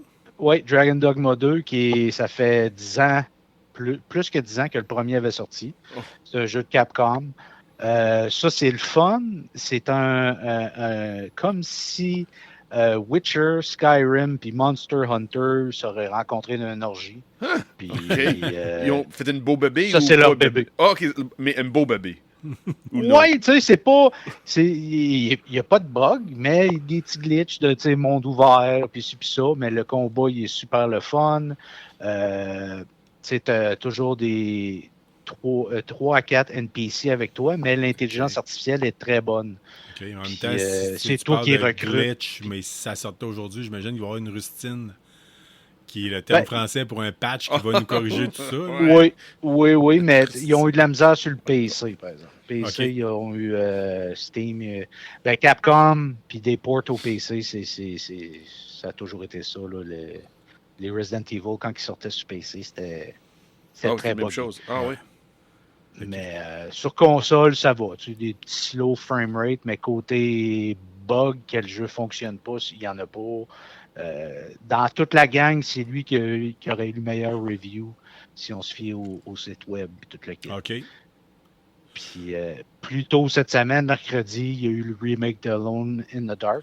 Moi, c'est lui, j'ai le goût d'entendre parler parce que j'ai joué au premier. En fait, celui qui a été refait, là, de ce que j'ai compris. Oui, c'est ça. Le tout premier, il était Space. C'était avant Resident Evil. La première fois que c'est en 3D, t'avais un gars qui te courait après avec des ciseaux de jardinier. Oui, c'est vrai, me souviens-là. Moi, là, me souviens là. C'était bizarre un peu, là. Puis je pense que c'était un peu à la King's Quest dans le temps. Il fallait que tu tapes ce que tu allais faire, là, mettons. Ouais, c'était one of a kind. Mais sans ça, probablement qu'il n'y aurait jamais eu de Resident Evil. Fait que, tu sais, moi, le respect reste quand même Alone in the Dark. Ça n'a jamais été un super de bon jeu, mais ça a ouvert la porte à plein de séries, Resident Evil, Silent Hill. Ça n'a surtout jamais été un super de bon film. Oui, c'est ça. Non plus, c'est ça. Non plus. Avec Tara Reid. C'était rough, ça. Tara Reid. Il n'y avait pas Christian Slater aussi, peut-être? Oui, il me semble que oui. Moi, de mémoire, oui. C'est, je pense, son dernier film qu'il a fait qui était acteur principal. Ça n'en dit long. Ça en dit, là. Moi, je pense que c'est la seule chose que j'avais trouvé de bonne là-dedans, c'était la toune à la fin, qui était une toune de Nightwish. Wish I Had an Angel. Ouais. Puis c'est le ton. C'est plate quand que la meilleure chose du film, c'est la C'est toune de la la toune fin. générique. Fini. Go home. Ah ouais, c'est ça. That's it. Ouais. Fait Mais que Alone in une the des, Dark, puis ça a sorti ouais, sur une quelle des plateforme? choses très positives de Alone in the Dark, c'est Oui. la performance de David Harbour. Tu le vois que lui, c'est un gros passionné de jeux vidéo, fait que lui, il tripait faire ce projet-là. Oh, ça, David Harbour, il fait le voix dans les jeux? Non, c'est lui. Oh, C'est vraiment lui. Ils ont là, fait qui la motion capture avec lui? Ouais. T'es pas sérieux? Graphiquement, c'est lui. C'est sa face. C'est comme si on écouterait un film avec lui. Moi, David Harbour. Tu joues Veux-tu lui. expliquer c'est qui David Harbour? Je sais que le monde. David Harbour, Ouais. il est dans Stranger Things. C'est lui qui fait Hopper. Oui, Hopper. oui. Il a fait le dernier Hellboy. Voyons. Il faisait rire dans Black Widow. Là. Ah ouais. Oui. Le russe, là. Ouais, pas le Patriot. Le Red Le Comrade Captain ou America quelque chose. russe, Ouais, là. c'est ça. Ouais, c'est ça. Ouais. Mais vous savez, ce gars-là, là, c'est un geek. Hein? Oui. C'est un Oui, geek ben fini. c'est ça. Lui, c'est Le un gars- vrai geek fini. Là. Ah oui, le gars, lui, il son tripe trip, jeux vidéo beaucoup aussi. il là. peinture des figurines de Warhammer 40 000. Là. Il sort avec une chanteuse, puis elle capote. Là. Elle filme de temps en temps avec ses lunettes. Qui fait qu'il peinture des figurines. Il joue Black Templar. En plus, Ouais. c'est l'ennemi de Henry Cavill, ça veut dire? Ouais, mais non, Ouais. mais, Henry Cavill joue Costarice aussi. Fait que Ah oui, c'est ouais. vrai. Ben oui. Oh, Mais, Colin. Peux-tu je- imaginer Parenthèse de même, avez-vous Oui, vas-y. entendu parler de la rumeur d'Henry Cavill Lequel? Quelle rumeur, là? Vas-y. dans Deadpool vs. Wolverine, Oui. Oui, mais... qui ferait un variant de Wolverine? Ouais, c'est... Oh, non, ça, là, non, des rumeurs, là, moi, non. Ben Non, moi non J'en plus, parle pas, mais j'en tu sais, parle pas. je la trouve plausible. Ouais, moi aussi. Mais J'aimerais mieux le voir d'un futur qui prend la lanterne de Wolverine, Ouais, d'un futur film ou projet impossible, Marvel. il est trop gros, he's too big, Ah oui, mais impossible. Hugh Ouais, Jackman aussi, il est 6 pieds 2, je pense. Ouais, Puis, mais ça paraît pas. Camera angles, man. Si Peter Ouais, Dinklage ouais, il c'est pouvait être un géant dans... je suis un fan de Cavill. Puis je trouve que Cavill est plus trapu que Hugh Jackman. Fait que je le trouve plus crédible en Wolverine. Ça Ouais. dépend quelle version de Wolverine tu regardes. Mais là. asti, pour un gars qui s'est fait clairer de DC, là, comme un pas propre, là, moi je trouve que Ouais. ça serait le beau pied de nez à faire. Hey, salut, je suis rentré dans Marvel. Ouais. Ça, je trouve que ça Ouais. serait une belle vengeance. Une belle vengeance. Mais non, je vois pas Cavill comme Wolverine. Mais Wolverine, je trouve un personnage trop... Je suis sûr que ce gars-là peut le faire. I don't know. Pas Je sûr. suis sûr que ce gars-là peut le faire. Ouais, peut-être, c'est possible. Mais I don't know. Mais les rumeurs, j'ai vu ça passer, là, Henry Cavill, mais comme vous avez même une rumeur que Ah oui. Taylor Swift va jouer Dazzler, là. Ah, il y a tellement de rumeurs. Mais là, je pense qu'il c'est pour ça y que- en a eu beaucoup. Oui. Il y a eu beaucoup de leaks. Oui. Puis je pense Ouais. qu'ils s'amusent à lâcher n'importe quoi Ben juste oui. pour faire. Puis on sait que Ryan Reynolds pourrait faire n'importe quoi en plus. C'est ça le pire. Ça peut être aussi faux comme ça peut être vrai. C'est ça de beauté avec Ouais. tout ça, là. Ouais. C'est un loose cannon, hein. Tu sais, je veux Ouais. dire, c'est- Mais c'est ça, pour jeux vidéo, là, c'est pas mal ça qui est sorti cette semaine. Puis là, on va peut-être tomber dans les prochaines semaines un petit peu plus tranquille, mais avec quelques sorties là, vers la mi-avril, fin avril. Bon, ça veut dire que ça te donne la chance d'aller regarder Ghostbusters puis venir nous jaser de ça veut dire. Absolument. Nice. C'est ce week-end, il faut que je trouve le temps. Là, En plus, ben là, je suis proche d'un cinéma, je pourrais y aller le voir. tout Ben à oui, t'es l'heure, direct au j'ai côté. travaillé. Ben oui. C'est vrai. Parce que tu es rendu officiellement à celui de. Du blessé. Ouais. Du Plessis. Ouais, c'est ça. Je cherchais le nom exactement. Là. Ouais. Écoute, Nicolas, je veux t'entendre parler de quelque chose en dernier lieu avant qu'on se quitte. Yes. Moi, tu le sais, mon amour incommensurable pour la série Fallout. Autant Oui. de jeux que n'importe quoi. Là, on a la série télé qui s'en vient très prochainement, qui va être disponible sur Amazon Prime Video. Ouais. Les figurines McFarlane sont disponibles en précommande. Absolument. J'ai vu qu'on peut les précommander par un site d'un multimilliardaire qui envoie des fusées dans l'espace. Ou bien Ouais. on peut, je crois, aller directement ou les précommander à ta succursale. Exact. Toute On série, peut venir en toute- magasin ou le faire. Si vous le faites en ligne, Ouais. normalement, il faut mettre un dépôt de 5 OK. par chose, mais tu sais, vous pouvez venir en magasin ou par téléphone si vous avez un compte Edge. Moi, je vous les précommande. Ils vont être à 29,99, qui est un super prix pour des figurines Wow. de de ce genre-là. Parce que ça, la différence entre, mettons, les DC qu'il va avoir, les DC, c'est des figurines, mais c'est quasiment des jouets. Tandis que ça va être vraiment des statuettes. Ils vont être en une position, tu ne bouges pas. Là, puis ils viennent avec comme un décor dessus. Oui, c'est ça. Il y a comme un petit décor, une carte. Fait que moi, quand j'ai vu le prix, j'ai dit waouh! Il y a aussi pas quelque chose secret à chaque boîte aussi. Il y a quelque chose comme caché, comme un. Oui, je pense en dessous. Qu'on voit pas. Là. Ouais. Il faut que tu achètes. Je pense qu'ils ont sorti 6, je pense. C'est 6 jouets qui sortent. Non, il y en a 4. Il y a Voltboy. Il y a Maximus, qui est un gars en Power Armor. Il y a 2 Maximus. Ouais. Puis il y a la Goule, puis il y a la fille en tant que telle qui est en Voltsuit. Oui, mais il y a 2 Maximus, ça je sais. Puis le Voltboy, peut-être il est moins 2 variations, cher. peut-être. Ouais. Mais je sais que là, présentement, ceux qui vont sortir, c'est ça. Là, il y a les 3 qu'on peut précommander, qui est les 3 personnages de l'émission. OK. Faut que je confirme pour Voltboy si. Voltboy est moins cher, me semble. Il est à 21 plutôt qu'à 29, mais en tout cas. Fait que c'est disponible, on peut passer directement en magasin, comme tu dis, ou faire un dépôt puis aller les ramasser directement en boutique par la suite. Fait que Nicolas, un gros merci d'avoir encore une fois participé à l'émission. Hey, ça fait plaisir, j'aurais aimé ça pouvoir être là du début à la fin. Mais c'est ça le problème. Les imprévus. C'est ça quand tu es un gérant d'un magasin, là, c'est ça qui arrive. Là. Ouais. Mais non seulement ça, mais écoute, je sais si tu avais été présent à cet épisode-là, on aurait eu, juste avec la discussion sur Aliens, on aurait eu encore une fois... On sera encore Romulus. Là. Puis regarde, on commence-moi même pas sur X-Men 97. Là, écoute, non, on commence pas ça. Non. Puis encore là, tu aurais pu partir sur une chair aussi parce qu'on a annoncé Kevin Nash puis Rob Van Damme.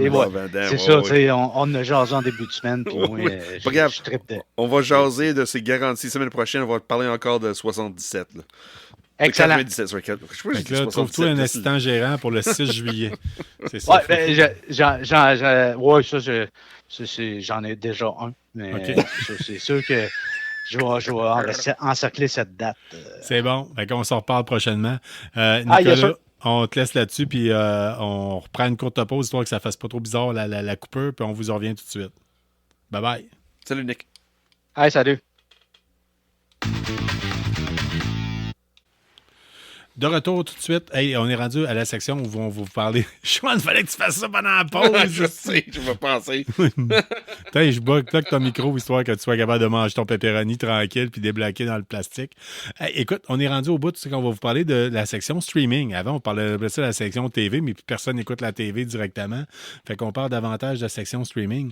Cette semaine, il y a plusieurs choses qu'on veut vous parler. On va vous parler de le preview de The Acolyte, de Shogun, de Bad Batch, de X-Men 97, d'Invincible, de Gen V, House of Dragon, Penguin et Wonder Man et Ironheart. Sean, oui. The Acolyte, est-ce que tu as écouté le preview? Oui. Qu'est-ce que tu en penses? C'est intéressant. C'est quelque chose qui m'attire, mais j'ai peur qu'on a vu les meilleures parties. Ouais, bad coup. C'est que l'impression que j'ai. C'est triste à dire, là, l'équipe en arrière de ça, j'ai pas bien confiance en arrière. Ça peut être un autre Book of Boba Fett. Que ça va être pas quelque chose de meilleur, ça va être pas mauvais, mais ça va pas vraiment avancer l'histoire, je trouve. Quand on m'a parlé du concept, je m'attendais à beaucoup. OK, ouais. Je m'attendais à quelque chose de très, très sombre. Tu sais, une époque là, où c'est que ça va pas bien dans la galaxie, puis le kit, puis que les Jedi... Parce qu'à l'origine, on nous avait annoncé ça comme étant, ça va être sur la première personne qui découvre la Force. Oui, c'est ça, dans les origines. Ouais. C'est ça. Fait que je m'attendais à de quoi, là, comme si c'était un messie qui arrive, quasiment plus spirituel, plus religieux. Ce qu'on a vu dans le preview, non. Fait que j'ai quand même hâte de l'écouter. Okay? Oui. Quelque part, je suis abonné à Disney Plus pour l'année. Là. Je veux dire, à date, ils me mettent tout le temps de quoi sur une base régulière, quasiment, qui vaut la peine d'être écouté.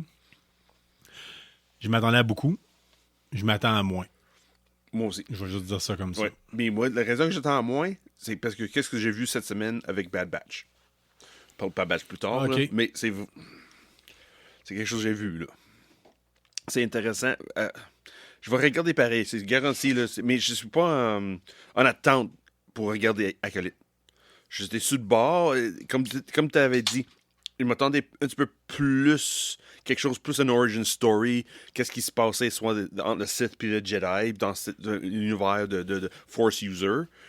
Dans le trailer, c'est comme, ok, ouais, on voit les sables laser, on voit quelqu'un, le méchant s'en vient, puis ils se battent. Je me serais attendu à avoir moins de sables laser, justement. Moi aussi. À voir vraiment les débuts. Ouais. Les débuts. Ouais. Mais peut-être, comme je dis... Ils vont peut-être nous l'expliquer, là, mais je veux dire... C'est juste un teaser pour montrer... Ça, c'est les scènes d'action qui s'en viennent. Ils vont peut-être nous scraper tout ça aussi, là. Mais pour l'instant, en tout cas, chose certaine, ça a sorti cette semaine. Oui. C'est disponible. Vous pouvez aller le voir directement sur les différentes plateformes de streaming. Sur YouTube. Sur YouTube, oui, c'est ça. Tout le monde regarde ça sur YouTube. D'avoir ça. Mais c'est ça, mais dans l'univers de Star Wars, là, c'est ça. J'ai-tu beaucoup d'attentes pour cette série-là? Non. Non, il y a d'autres choses dans Star Wars qui s'en viennent que je vais être intéressé, comme le film de Grogu puis de Mandalorian. Oui, ça m'attire un petit peu plus. Aussi, actuellement, dans l'univers de Star Wars, là, c'est Bad Batch qui m'attire beaucoup. Là. Ça vraiment me met à terre cette semaine, là, cette émission-là. C'est vraiment intéressant. Garde-toi puis parle-nous-en. Oui, ben oui. Dans le fond, j'ai parlé depuis la saison 3 de Bad Batch, que je trouve le côté graphique, côté animation, ils ont tellement amélioré, c'est tellement amélioré de la manière de les faire, les prises de vue, les mouvements de caméra, c'est vraiment fun. Dernier épisode de cette semaine, c'est encore une fois, c'est une histoire, un story arc, comme une pont entre deux histoires, deux continuations d'une histoire. Ça mène pas vraiment beaucoup l'eau à bouche pour qu'est-ce qui s'en vient, mais on sait qu'il y a quelque chose de gros quand ça s'en vient. Parce que là, dans cette émission-là, il commence à parler du M-Count.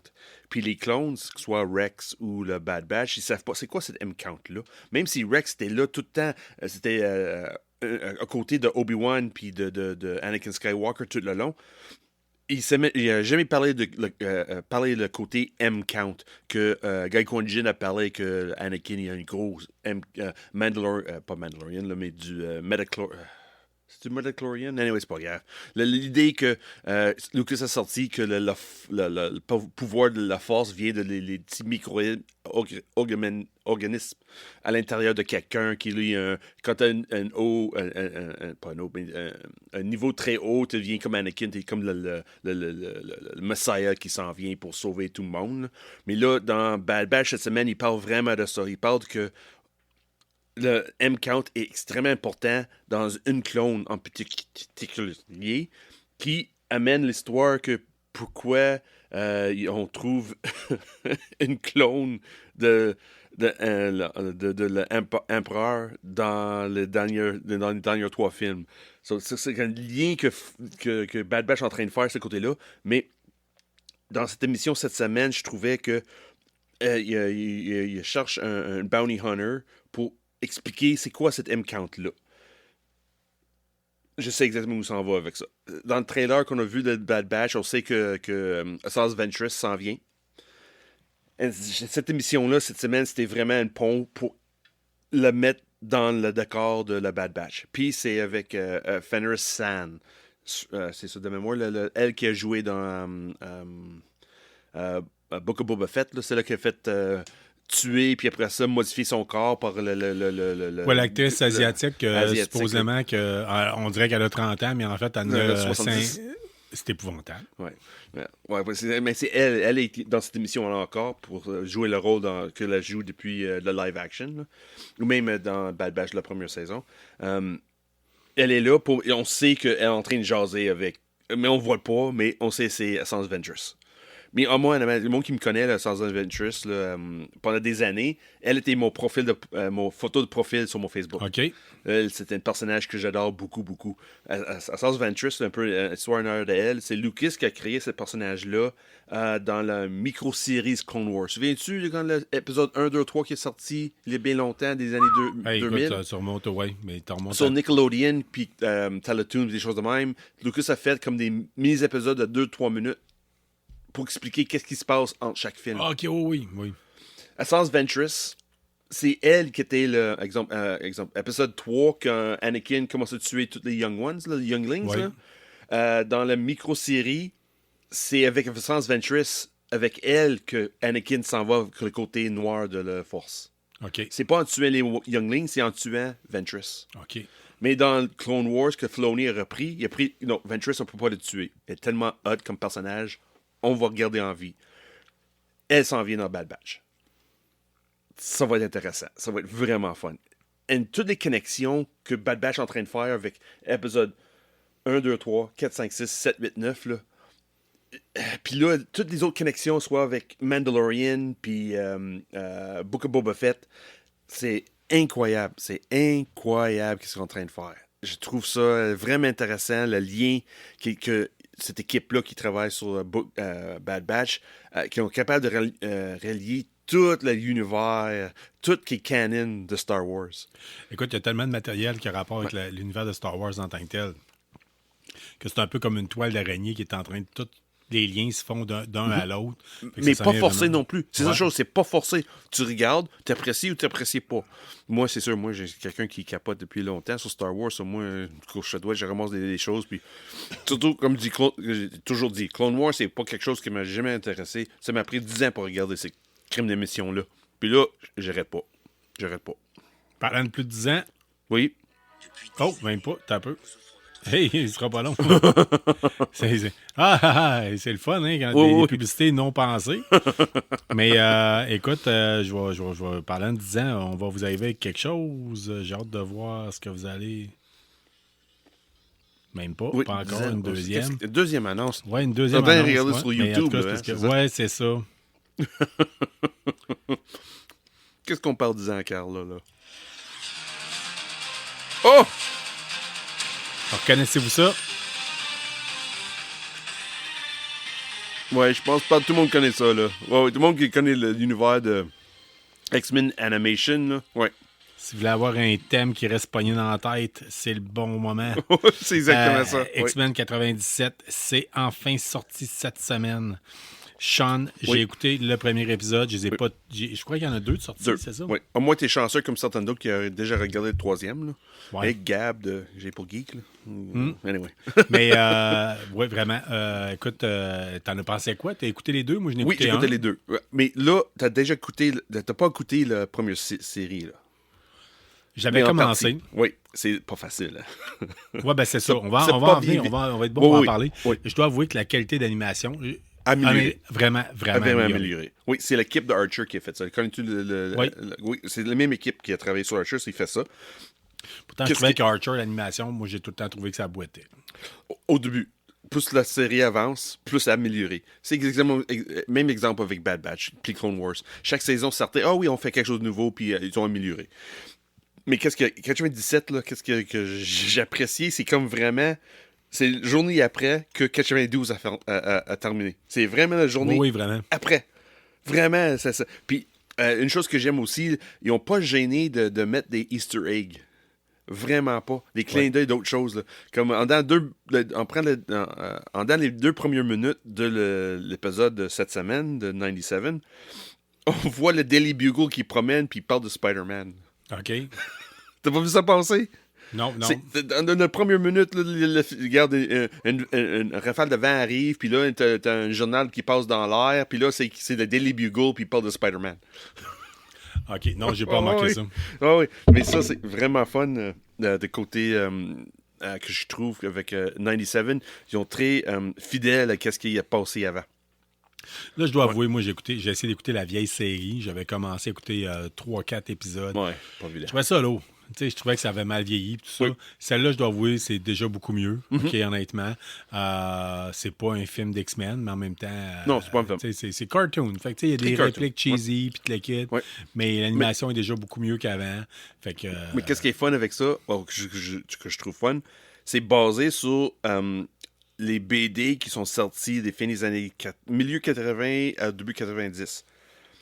C'est comme ils ont fait un mélange de toutes les histoires, les meilleures histoires qui sont sorties dans les années 80 pour faire une télésérie. Oui. Puis c'est continu. C'est dans mes miniers. C'est triste à dire. J'ai parlé avec un couple de personnes sur Messenger cette semaine. Puis je dis, il y a un nouveau machin qui s'en vient. Tu vas voir c'est qui, mais on dit pas trop. Mais je dis, je sais exactement c'est qui. Je sais. Si tu as lu les BD des années 80, tu sais exactement où l'émission s'en vient. sans voix que c'est moi. Tu sais exactement. Il n'y a pas de C'est cachette. bon là. signe? Oui. Parce Good. que c'est Chris Claremont, le gars qui a réinventé X-Men, parce que X-Men date des années 70, de fin des années 60-70, début 70. Puis Chris Claremont, qu'est-ce qu'il a fait avec cette comic book-là des années 80? Il est comme réinventé. Puis ces histoires-là, dans le fond, c'est Jack Kirby, mais pour l'X-Men. OK. Chris Claremont. Puis là, il est en train de prendre ses histoires à lui, puis ça c'est des grosses choses. Là. Il parle de racisme, il parle de sexisme, il parle écoute, tu nous arrives dans plein le de choses. vif du sujet. Sais-tu pourquoi que les X-Men, ça a tout le temps pogné? Oui, ben oui. Ben oui, c'était the Black Revolution, le segregation, puis tout ça. Là. Ben Ouais. oui, mais c'est pas juste ça. C'est comme il disait souvent, les geeks à l'origine, on était vus, mis de côté. On n'était pas les personnes populaires. Fait que ça venait chercher, les mutants étaient mis de côté. C'était une ségrégation, comme tu as dit. Fait que ça a tout le temps été... c'était comme une analogie un peu des personnes qui sont pas voulues au secondaire. Rogue, on le voyait dans le premier film de Bryan Singer. On le voyait en tant que tel, elle l'expliquait, là. Elle n'est pas voulue, les gens, ils ne l'acceptent pas où ce qu'elle va. Fait que le public cible s'identifiait particulièrement à ça. Oui. Puis qu'est-ce qui s'en vient avec le deuxième... Tu n'as pas regardé le deuxième épisode, mais dans le deuxième épisode, il y a quelque chose de gros qui arrive. Avec un personnage principal. Ouais, ben j'ai cru voir. Veux pas, il y a du monde. Quand on se tient au courant sur les différentes plateformes, on se fait spoiler des affaires. Ouais. Puis là, c'est gros, cette histoire-là, c'est gros. Ça existe déjà, cette histoire-là, cette story arc, ça existe déjà. Puis qu'est-ce qui s'en vient? La télésérie pour diviser en deux facilement. OK. Puis avoir une bonne longévité avec. S'il est capable de garder l'intérêt. Là. Et si c'est ce que je pense, il en parle déjà dans le premier épisode. Un peu. Ouais, Oui. c'est ça, mais là, on va le voir. Oui. C'est ça. Oui, mais dans une autre facette d'être exclu. C'est intéressant, là. C'est comme t'es un popular kid qui fait sortie de le popular group, you know, comprends-tu? Anyway, je veux pas faire des spoilers, mais... Avant de s'échapper, on va vous parler tout de suite d'Invincible qui fête ses 15 ans. 15 non, ans, version non. comic book. Oui, dans le fond, ça faisait 15... c'est le monde qui a écouté l'émission semaine passée avec Kerry-Ann. On a parlé que Invincible, ça faisait longtemps que ça roule. Ça a commencé en 2003, puis ça fait en 2018. Ça roulait 15 ans avant ça a pris son arrêt. Puis ça a pris un bon 2018 jusqu'à aujourd'hui pour avoir une télésérie. Mais la télésérie est bonne. Cette semaine, honnêtement, j'ai pas lu le BD. J'ai aucune idée si c'est fidèle le BD. J'imagine que ça va être un peu comme Walking Dead. Puis Kirkman, ça se peut, j'ai aucune idée. Mais j'ai apprécié beaucoup de téléséries. Là. Cette semaine, je m'attendais pas qu'est-ce qui se passe. Et qu'est-ce qui est vraiment fun à chaque fin d'épisode, faut rester pour le générique. T'as pas le choix. Parce que l'émission continue. C'est pas juste un clin d'œil de quelque chose. L'histoire continue dans le générique. Ben, écoute, dernièrement, cette semaine, tu me dis tout le temps, faut que tu t'en remettes. Tu devrais, là, cette semaine, là, j'ai écouté bien des affaires. OK. Puis, entre autres, il y avait X-Men 97 que j'ai mis. Oui. Mais c'était ça, là. OK, j'écoute X-Men 97 ou je me retape, je rembarque dans Invincible. Prochaine fois, là, c'est Invincible. Ouais, ben là, c'est ça. Mais je voulais... ça sortait, là, 97. Oui, je comprends. Fait que, je voulais être up-to-date, là. Oui. Mais pour le reste, c'est ça, je m'en mets dans Invincible. Invincible, t'as pas le choix. Si t'aimes le sang, t'aimes la violence, si t'aimes le côté... Un peu, oui. Ouais. Si t'aimes le fait que cette violence peut avoir sur une famille traitée serrée, oui, c'est ça. Qu'est-ce qui... Regarde, c'est vraiment bien fait, c'est vraiment j'aime pas fun. me faire là. prendre pour un enfant. Ah non, c'est ça. X-Men X-Men 97 me prend pour un enfant qui mange ses céréales en énot Cheerios devant la TV. Ouais, mais c'était ça le but. Oui, je sais. Mais l'autre, et Ouais. je suis plus le public cible de l'autre. Vraiment. Honnêtement, Carl, c'est vraiment... Mais c'est plus émotionnel. C'est quelque chose que... Aucun problème avec ça. Regarde, il parle de troubles de comportement, il parle c'est ça, mais j'adore Kirkman. de problèmes de couple. Et regarde, tout est famille familiale avec un demi-frère, puis t'as eu ton père pour X raison, mais tu l'aimes pareil, puis parce que ton père, regarde, c'est... Parce que t'es rendu compte que ton père n'est pas vraiment le père que tu pensais, puis On vous vendra pas plus de punch. Non. On a bien du stock sur la planche. Oui, je sais. Fait qu'on peut vous parler Invincible, là, vas-y. Invincible. Gen V. What's going on with Gen V, Sean? Ça, bien content. On parle encore dans l'univers de Invincible. Genevieve est confirmée pour 2e saison. Tout le cast est de retour. Yes, sir. Oui, on me voit pas, là, je suis en train de mimer. Oui. J'ai adoré Genevieve. Oui, puis ça, la 2e saison est confirmée. Confirmée, 2e saison s'en vient. Honnêtement, là, on en a parlé la semaine passée. Là. Ouais. Genevieve, là, ça n'a pas de sens. Là. Je pense qu'il y a eu la scène la plus trash que j'aurais jamais cru pouvoir voir. Ça ne peut pas passer à la télévision. Dans live action. Oui, en live action. Saison 1, là. Je pensais qu'avec le Herogasm dans The Boys, Dans Boys, oui. on avait tout vu. Là. Oui. Mais non, ça n'a pas de sens. Là. C'est Genevieve. Fait que Genevieve, ça revient. Oui. Ouais, j'ai hâte. Ouais. Mais qu'est-ce qui est fun avec Genevieve, puis The Boys, puis Invincible, c'est sont toutes d'origine les BD, mais dans 2 univers à part, c'est 2 créateurs à part, mais ils ressemblent beaucoup sur certains aspects. Oui. Qui nous traitent pas comme des enfants, qui nous traitent pas comme on n'est pas des petits sensibles, on peut pas voir du sang. Mais en fait, ces 2 séries-là, OK? Oui. Moi, la façon que je le vois, c'est que n'importe qui a la célébrité, le pouvoir, ça y enfle la tête. OK. Puis ça, c'est exactement ça, là. Homelander, là, excuse-moi, là, c'est sûr que ça peut pas bien finir. Là. Non. C'est sûr qu'il va l'échapper, c'est sûr qu'il a mené... Oh oui, c'est vrai. Il va y avoir un tantrum, une crise de nerfs qui vient. C'est ça, là. Pensez Britney Spears qui fait son breakdown en 2007, là, ou à peu près, là, qui se rase la tête, puis qui passe une chair, puis ou d'autres célébrités qui ont pété une ballonne totale. Là, Mais ça, c'est le côté The Boys. Ouais. Oui. Mais Invincible, c'est la même violence que The Boys, mais avec une autre vision sur les super-héros de crime. T'es une super-héros avec des émotions pareilles.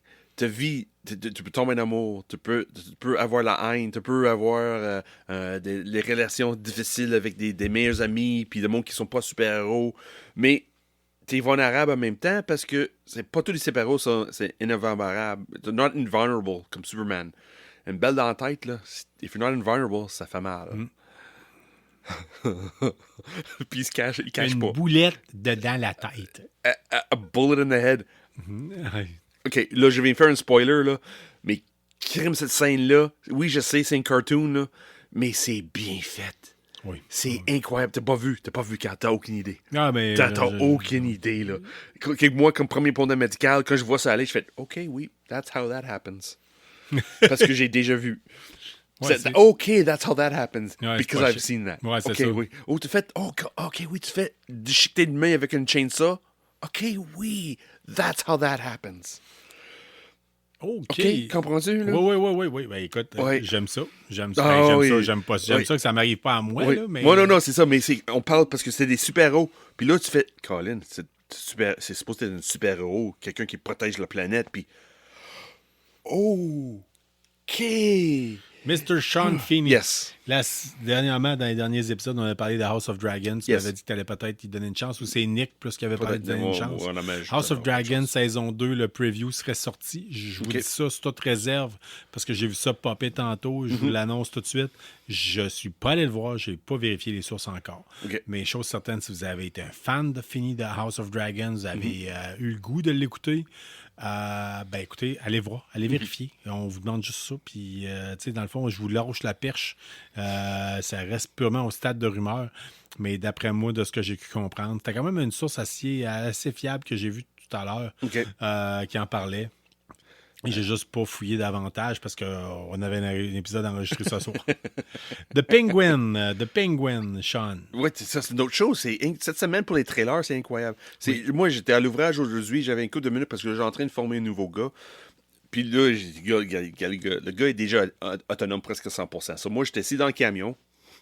Donc, je fais quoi? On attendait. Je sors le téléphone. Penguin Trailer? C'est quoi ça? C'est dans l'univers de The Batman. Avec de Matt Reeves, puis Mr. de Twilight, là, j'oublie toujours son nom, là, Robert Patterson, quelque chose de même. Ouais. C'est dans cet univers-là. Atkinson? Ah, ça se peut.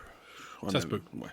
Anyway, qu'est-ce qui m'a... que j'ai, le Batman qui brille au soleil. C'est ça. Le parti dans The Batman, le machin dans The Batman, c'était Penguin joué par Colin Farrell. Ils vont faire une télésérie sur le Penguin avec Colin Farrell. OK. J'ai vu le trailer aujourd'hui. Oui, il y avait des actions, explosion gauche à droite, mais c'était vraiment, là, c'était un talk-over. C'est le Penguin qui jase son historique, pourquoi il est comme devenu le Penguin dans l'univers de le mobster. Style mafio, italien. J'ai écouté au début à la fin, puis j'étais comme... I was mesmerized. Comme j'étais en train de regarder comme exemple Godfather, quelque chose de même. Subjugué. Le terme français, c'est subjugué. Subjugué. J'étais subjugué. J'étais là, j'ai regarde mes yeux pas quitter l'écran. Je fais, OK, wow. OK, qu'est-ce que j'ai... Pas juste le côté visuel, mais aussi la manière que Colin Farrell exprime comme le pingouin. Là. C'est pas le pingouin qu'on connaît dans le deuxième film de Tim Burton. J'ai oublié Return, je pense Batman Returns, quelque chose de même. Là. C'est pas le pingouin qu'on connu dans les téléséries des années 60. Là. C'est une mafioso. Head of a mafia. Que là, il jase son origin story. Là. Okay. C'est comme un Scarface mélangé avec Godfather tout ensemble. Là. C'est comme, OK, oui, il y a quelque chose avec ce personnage-là qui saute au travers de l'écran. J'étais accroché. OK, oui, I want to know more.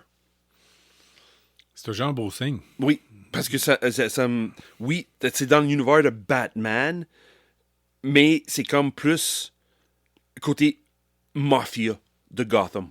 Comprends-tu? Oui, Gotham, c'est comme le background, mais l'histoire est vraiment basée sur l'histoire d'une mafia qui est en train de bâtir dans une ville, dans n'importe où en Amérique du Nord. Puis juste pour la télésérie, aussi d'utiliser le background comme Gotham, mais tu peux prendre la même chose pour mettre ça dans Chicago ou New York ou Boston. Là. C'était comme ce style de mafioso style-là. C'est vraiment comme un style de Martin Scorsese ou Francis Ford Coppola dans les années 80. Là. Oui, c'est quelque chose. Puis ça sort cet automne. Oui. Je suis bien out. Ça se peut, je vais être abonné à Max pour le regarder. OK. Ouais. Good. Ironheart? Oh my God. As-tu vu ça t'en passé cette semaine? Pas du tout. Je sais même pas c'est qui Ironheart. C'est elle que c'est Kiri Williams, quelque chose de même. Qu'on a parlé la semaine passée. Oui, c'est exactement ça. Celle qui est comme une armure d'Iron Man. C'est ça. Qui est comme Kerry-Ann n'était pas bien content qu'il avait fait dans Black Panther 2. C'est supposé être une des filles les plus intelligentes à la Terre. C'est exactement ça. Mais là, ça fait 1 an, son télésérie ou télésérie film, quelque chose de même, qui était filmé, tout, et fait.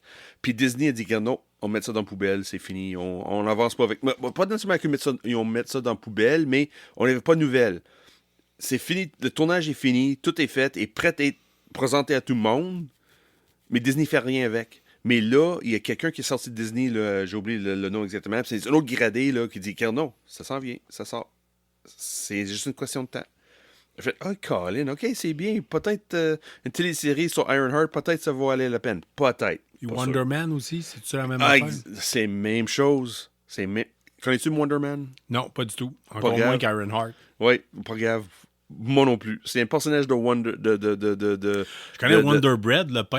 Oui. Mais Wonder Man, là... Wonder Woman. Oui, mais Wonder Man, c'est dans Marvel encore, comme Ironheart, qui est comme une version féminine de Iron Man. T'as Wonder Man, c'est un acteur qui trouve qu'il y a des superpowers, qui décide de faire quelque chose avec ses superpowers. Mon Dieu que ça a de l'air mauvais. Mais... tournage est fait, c'est prêt à sortir, puis là, c'est juste une question de temps que ça devient sur nos écrans. Bring me a tooth, I'll sell you my soul. Pull my strings and I'll go far. Jello. C'est milking the sacred cow. Vraiment. Encore une fois. Honnêtement, si eux autres, Disney au début avait mis ça sur tablette ou dans la poubelle, j'ai dit oui, j'ai pas de problème parce que ça m'intéresse pas. Non, c'est ça. Là, cette semaine, ils ont sorti oui, n'inquiète pas, ça s'en vient. Si vous travaillez pour Disney+, si vous travaillez pour les différentes plateformes de streaming, on vous le dit fréquemment, payez donc des écrivains qui ont de l'allure plutôt que des acteurs. Ou ou prendre le monde qui a fait dans l'univers de Aliens, qui s'en vient Alien Romulus, Ouais. cet écrivain-là, si ce film-là soit être bon, crime pogne eux autres. Si le monde qui a fait Prey, garde son bon, qu'est-ce qu'ils ont fait, garde pogne eux autres, fait quelque chose avec Marvel. Pas selon avec tout eux le autres. monde. L'amateur moyen de Madame Webb n'a pas aimé Prey. OK. OK, c'est bon. On sort du sujet. Personne ne parle mal de Oh, Prey. my strings and I'll go far. Hey, sir. si vous n'avez pas reconnu, c'est que vous n'êtes pas un amateur de punk rock là, en tant que tel, là, des années 80. Ouais. C'est les Dead Kennedys qui chantaient ça pour parler de l'industrie de la musique à l'origine. Ouais, mais c'est pas juste musique. Hein. Ouais, malheureusement. La musique ne pogne plus autant qu'avant. Là, ça, c'est...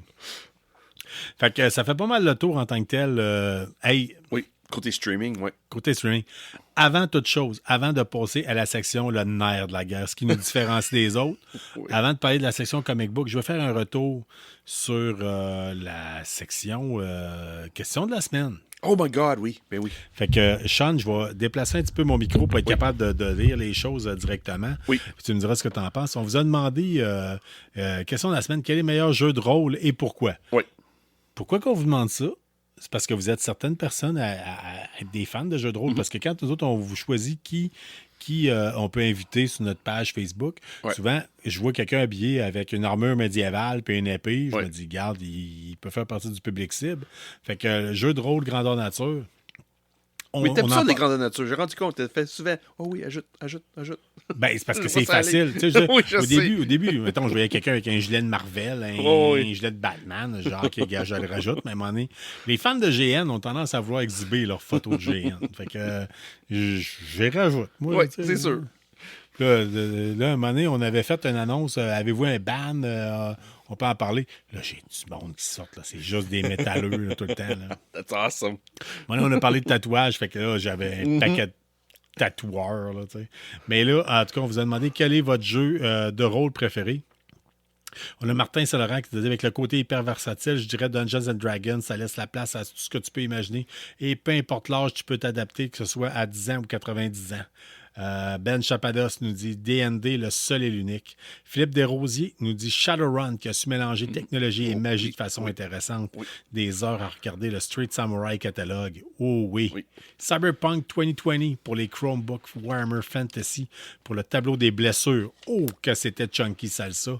Et réussir à avoir des guns à poudre qui te pètent d'en face. Stéphane Goulet d'Arcade Québec dit « C'était essentiellement ma réponse. Connaissant Stéphane, ça va être beaucoup à cause de Cyberpunk et de Shadowrun, plus que le Warhammer Fantasy. » Carrie-Anne Duchesne nous parle de Court of Blades, était vraiment bien, moins fantasy, plus réaliste. Je ne connais pas ce jeu de rôle-là. Non, non plus. Ça fait des années que je ne fais plus vraiment de jeu de rôle, mais j'ai extrêmement baigné là-dedans et j'ai déjà été directeur d'un club de jeux de rôle là, directement. Fait que j'en avais essayé un méchant paquet. Nicolas Bougie, qui a officiellement entendu tout à l'heure, bien sûr, nous parle de Nurse Outfit and Me Tied Up on the Bed. Non, c'est pas ce genre-là. Fait que D&D, Den. Martin Vallière, on te salue. Côté jeux vidéo Skyrim et côté jeux de société, gros coup de cœur pour Gloomhaven, qui est un bon mélange entre Hero Quest et Dungeons and Dragons. Oh. Martin, tu nous as déjà parlé, tu m'as vendu à l'idée. C'est juste que c'est un jeu qui est quand même assez dispendieux. Puis depuis un bout, Hero Quest. Il prend oui, il prend beaucoup. J'ai pas le temps de tout jouer. Fait que... Philippe Branco nous parle de Star Wars pour la mécanique de jeu hyper simple, seulement avec des D6. Sinon, D&D, quoi d'autre? Jérôme Laroche, le meilleur jeu de rôle de table, selon moi, n'est pas le système utilisé, mais ceux avec qui on joue. T'as bien raison. Oui. T'as beau avoir le meilleur système, le plus complet, mais si le DM n'est pas imaginatif, t'es pas capable de raconter l'histoire et réagir aux événements, ça donne des parties moins intéressantes. Pareil pour les joueurs, s'ils ne font que lancer les dés pour se battre sans prendre de décisions intéressantes, ni de faire un minimum de roleplay avec leur perso, ça rend les sessions ternes. Dans mon cas, j'ai déjà joué à Advanced Dungeons and Dragons 2, Hero Quest, D&D 3, D&D 4, D&D 5, wow. MERP et Rollmaster. Chacun de ces systèmes ont quelque chose d'intéressant, mais au final, on se rappelle davantage d'une situation créée par le DM ou les autres PC ou par une règle. Tu as entièrement raison. Vraiment, vraiment. Pour avoir joué à 1 million de jeux. Oui, tout à fait. Tout à fait. Jérôme, salut, je te lève mon verre. Hey, à ça.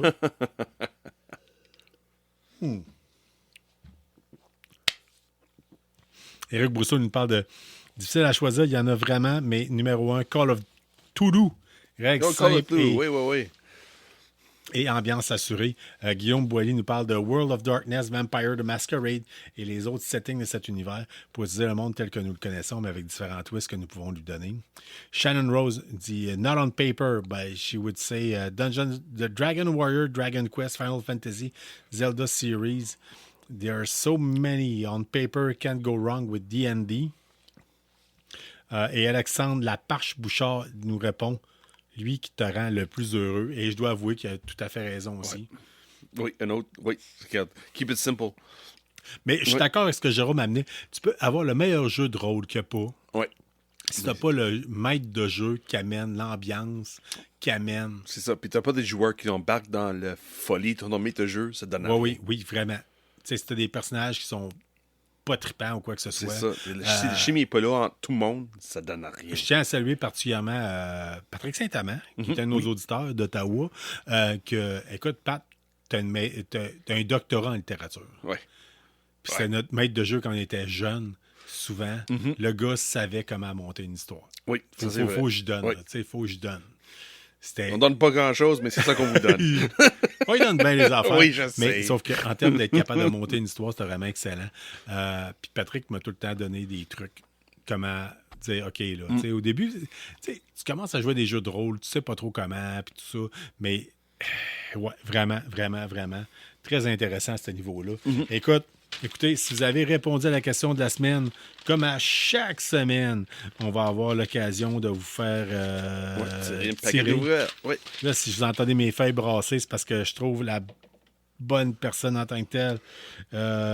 Guillaume Boilly, je te connais pas, mais tu gagnes un paquet découverte de première issue. Fait qu'on va probablement te contacter en tant que tel. Si t'es de Québec, tu pourras aller choisir directement chez Première Issue en nommant ton nom. On va, par contre, c'est sûr qu'il faut attendre qu'on transfère l'information au staff là-bas. Ouais. Si t'as le goût, là, passe au Free Comic Book Day. Tu peux venir le choisir directement. En même temps, avec nous autres. Fait que je sais pas, Guillaume, t'es de quelle région? Si je clique rapidement là-dessus. C'est ça. Quelqu'un qui dit aucune information affichée. C'est un peu plus dur à savoir. Ouais. Mais Guillaume Boilly, écoute, je sais pas si tu es un auditeur ou si simplement tu fais partie de la page Facebook de KBSF. Mais cette semaine, Guillaume, tu te mérites un prix découverte de première issue dont on enlève habituellement, à moins que tu ailles le chercher toi-même en boutique. Ouais. Si jamais c'est nous autres qui va le chercher pour toi au hasard, on enlève le 2 OK? Je vous dis tout de suite. Parce que dans chaque paquet découverte qui coûte 12 vous avez un 2 première issue. C'est ça. Et vous avez 10 comic books. Puis à date, tout le monde est fou de ça. Oui, la dernière fois qu'on a checké un, OK, la personne, on l'a fait pour celui de Benoît Chapalas qui a gagné. Il y avait à peu près pour 50 US. Oui. Oui, dans les BD à l'intérieur, oui. Ouais. Vous n'aurez jamais ça, OK? Non. Quand vous passez chez un magasin pour les revendre, vous n'aurez pas ça. Mais chose certaine, c'est une belle occasion de prix découverte. Nous autres, la seule différence, c'est quand c'est nous autres qui le ramassent pour vous. On garde le 2 piastres, on le met de côté. Oui, puis à la fin de l'année, on va on va faire un tirage. On va vous faire tirer peut-être un 50, 60 $, 100 peut-être première issue. Fait que c'est une belle occasion. Ça va valoir la peine de se déplacer en boutique puis d'aller vous gâter directement. Sean, là-dessus, on reprend une courte pause, puis on va revenir pour parler de la section tant entendue par bien des fans de l'émission KBSF. On va parler de comic book, puis on a du stock à vous parler. On a des belles découvertes, on a du stock. Oui, vraiment. Encore comme ça, c'est incroyable. Il y a du stock, OK? Puis on va essayer de se tenir calme un peu pour pas trop partir en peur. Fait, à tout de suite. Good luck. On est de retour, on est rendu au bout. Tu sais que je viens de voir Sean faire le mouvement iconique de KBSF, c'est-à-dire pogner le comic book et sniffer ça. C'est comme... I'm so sorry, Carl. C'est automatique. Comme ma fille de 11 ans sniffe son chat. Elle sniffe son chat? Ah oui. Le chat sauve pas? Non, au contraire. Ah oui? Le chat bouge pas. Il y a quelque chose, en tout cas. Oui. Fait que là, tu viens de sniffer un comic book, Sean. Lequel tu viens de sniffer ce soir? Moi, c'est numéro 3 de Cobra Commander. Je sais, toi, tu tripes un petit peu moins comparé à Duke. Puis même encore moins de Transformers. Parce que je pense tu m'es arrivé avec ma copie tout à l'heure. Que j'ai pas eu le temps d'ouvrir. J'ai pas eu le temps de feuilleter. Non, t'as pas de temps. Mais celle-là, si t'aimes la violence, est là. Si t'aimes la manipulation... psychologique est là. Si t'aimes les Dreadnoughts, Si t'aimes les Dreadnoughts, t'aimes ça. Si t'es un fan de G.I. Joe, surtout la télésérie, après le film, avec qui ont comme introduit dans l'univers de G.I. Joe le Cobra Law, c'est là aussi. Surtout avec cette issue-là, je me rends compte qu'est-ce que Kirkman puis son équipe de Energon Universe, ils essaient de faire comme Filoni fait avec Bad Batch. Ils essaient de connecter tout le monde. Mais facilement que ça comprend, que tout le monde, si tu ne connais pas l'univers, tu vas être capable de voir la connexion pareille. On donne ta couverture, parce qu'on n'a pas la même couverture en tant que telle. Non. Toi, tu as la version que j'ai vu passer davantage par Image Comics avec Ça, Zartana, je pense que ça s'appelait. C'est exactement qui est la ça. sœur de Zartan. Oui. On voit Cobra Commander qui est Attaché, avec maintenu prisonnier. Oui. Tandis que moi, on voit Cobra Commander qui se sauve avec un crocodile qui semble poursuivre dans les Everglades. C'est exactement ça. Mais c'est ça, le Dreadnoughts, eux autres, zippent dans un marécage, là, dans un swamp, là, avec des crocodiles partout, parce que c'est supposé de base sont australiens, de mémoire. Puis, je fais les feuilles, là, puis j'ai déjà lu, là. Puis là, je sais exactement qui s'en vient. Puis, les clins d'œil, qu'est-ce qui s'en vient, le foreshadowing, c'est incroyable. C'est des choses que j'ai pas rendu compte au début. Parce que, oui, c'est sûr, moi, j'ai vu les films, j'ai vu les téléséries, puis j'ai lu les BD. En lisant numéro 3, c'est fait du foreshadowing assez impressionnant. Il y a des choses qui s'en viennent que j'ai... Oh oui, c'est vrai, t'as pas le choix, ça s'en vient vers là. C'est violent, c'est vulgaire, mais c'est bien fait, c'est bien pensé, c'est bien écrit. C'est sûr, avec Cobra Commander, il faut comme accepter que... Cobra Commander vient de comme une autre, pas nécessairement une dimension, mais comme une société secrète qui sont vraiment influencés par les serpents, puis il y a des génétiques côté serpent, plus que le Homo sapiens, puis il faut comme accepter ces côtés-là qui ont été introduits dans l'univers de G.I. Joe avec le film. Et le deuxième ou troisième saison de l'animé, qui n'est pas vraiment basé sur le BD de Larry Hama que toi et moi connu, là. Mais c'est les liens pareils avec les BD pareils. C'est vraiment intéressant la manière il approche. Là. C'est une parole gauche à droite. C'est pas des gros clins d'œil. C'est pas des gros Easter eggs. C'est juste un petit quelque chose qui va là. OK, oui, ça c'est rapport avec Transformers. OK, oui, ça c'est rapport avec G.I. Joe the Movie. OK, oui, ça c'est plus rapport avec G.I. Joe la télésérie. Oh, OK, ça c'est plus rapport avec G.I. Joe Larry Hama. Mais il mélange tout ça ensemble, puis il devient quelque chose de bon. So, vraiment que j'ai appris avec Cobra Commander, c'est comme regarder avec comme c'était nouveau dans l'univers, que je connais à rien, et essaie d'expliquer une nouvelle histoire. Ça avance bien. Je trouve qu'ils leur partent pas mal de zéro en tant que tel. Puis, oui, c'est ça. Et je dois avouer que le style de dessin est particulièrement beau dans cette version-là. Oui, vraiment, c'est intéressant. Dans ce numéro-là, là, en tout cas, puis il a l'air un peu moins psychotronique, un peu moins fucké. Là. Oui, pas mal, c'est plus terre à terre. C'est plus terre à terre, mais avec une petite touche de... OK, where are we going? Et je pense que c'est ça que j'ai apprécié beaucoup, surtout avec Duke aussi. C'est quand tu finis la dernière page, on va où? Tu vas m'apporter où dans la prochaine? Vraiment intéressant. Donc, on tient à dire que c'est disponible sur Image Comics. Image puis Skybound. Techniquement, c'est Skybound au travers Image. Ouais. Ça fait partie du Energon Universe. That's right. Energon Universe, on en a déjà parlé dans le passé. C'est quoi exactement?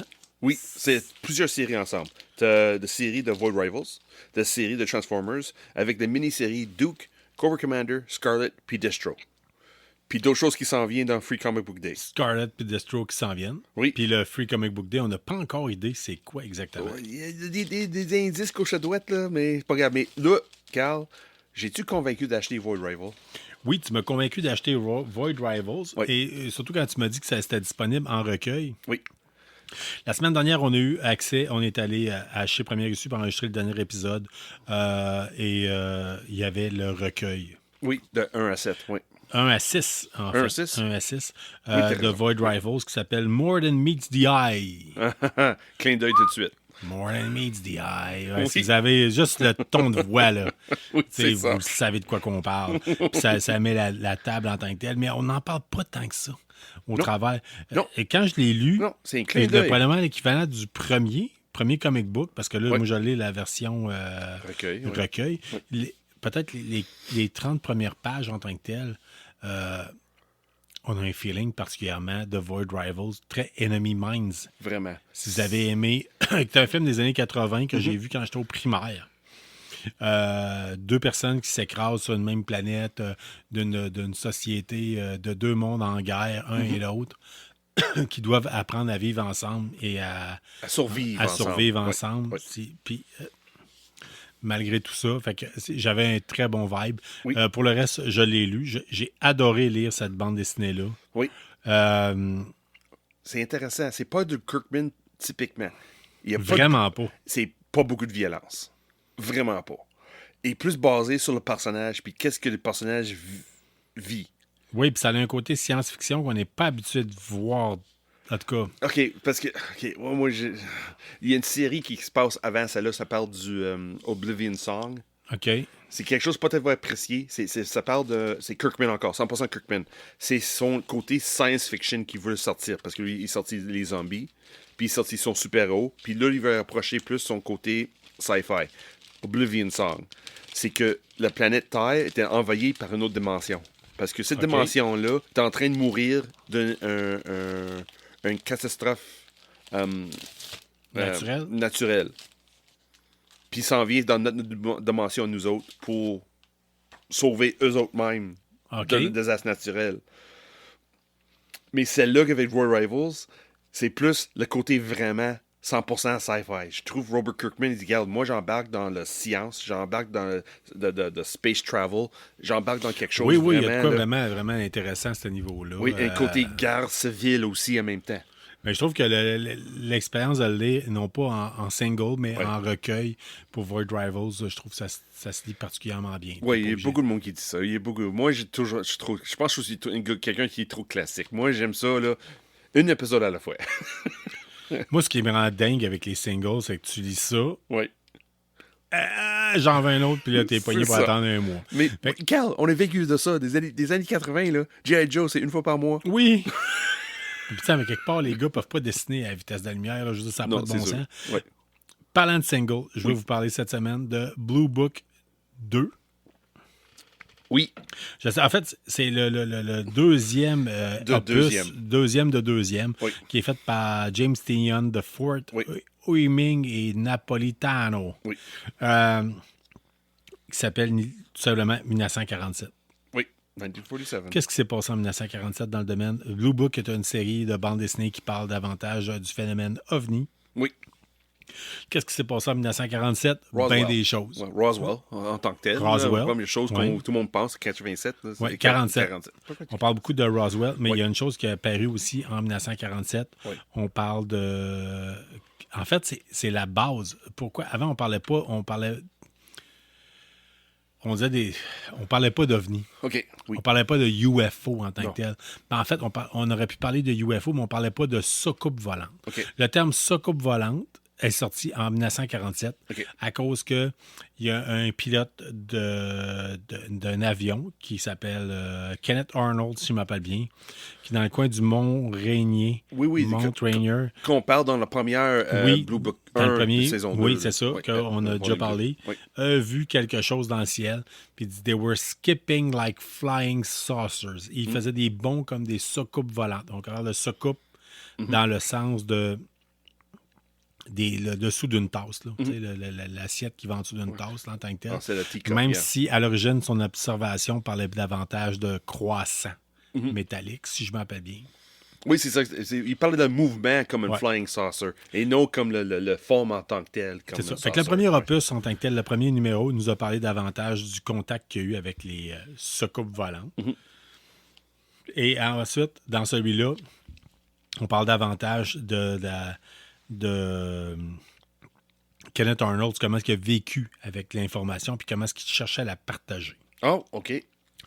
Dans celui-là, on parle aussi de quelque chose que vous avez peut-être déjà entendu parler, qui sont les Men in Black. Oh, OK, Les oui. fameux hommes en noir.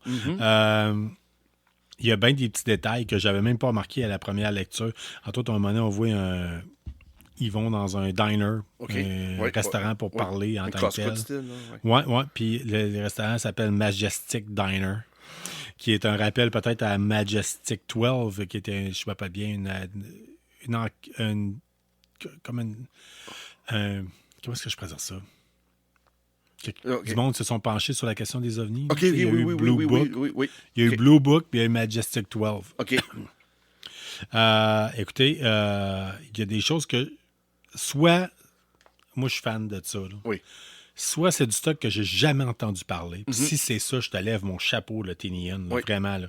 Si c'est ça, là, tu es champion parce que tu es arrivé avec quelque chose de franchement nouveau que personne n'osait parler jusqu'à maintenant. Oui. Ou soit tu l'as inventé. C'est déclaré comme un non-fiction. Mais y a-tu une base en arrière? Y a-tu fouillé ou de quoi que ce soit? Moi, c'est ça qu'il y a des choses que peut-être non-fiction, qu'on n'a pas su en tant que tel. C'est possible. Fait que il y a bien des choses qui se peuvent en tant que telles. Chose certaine, c'est un excellent divertissement.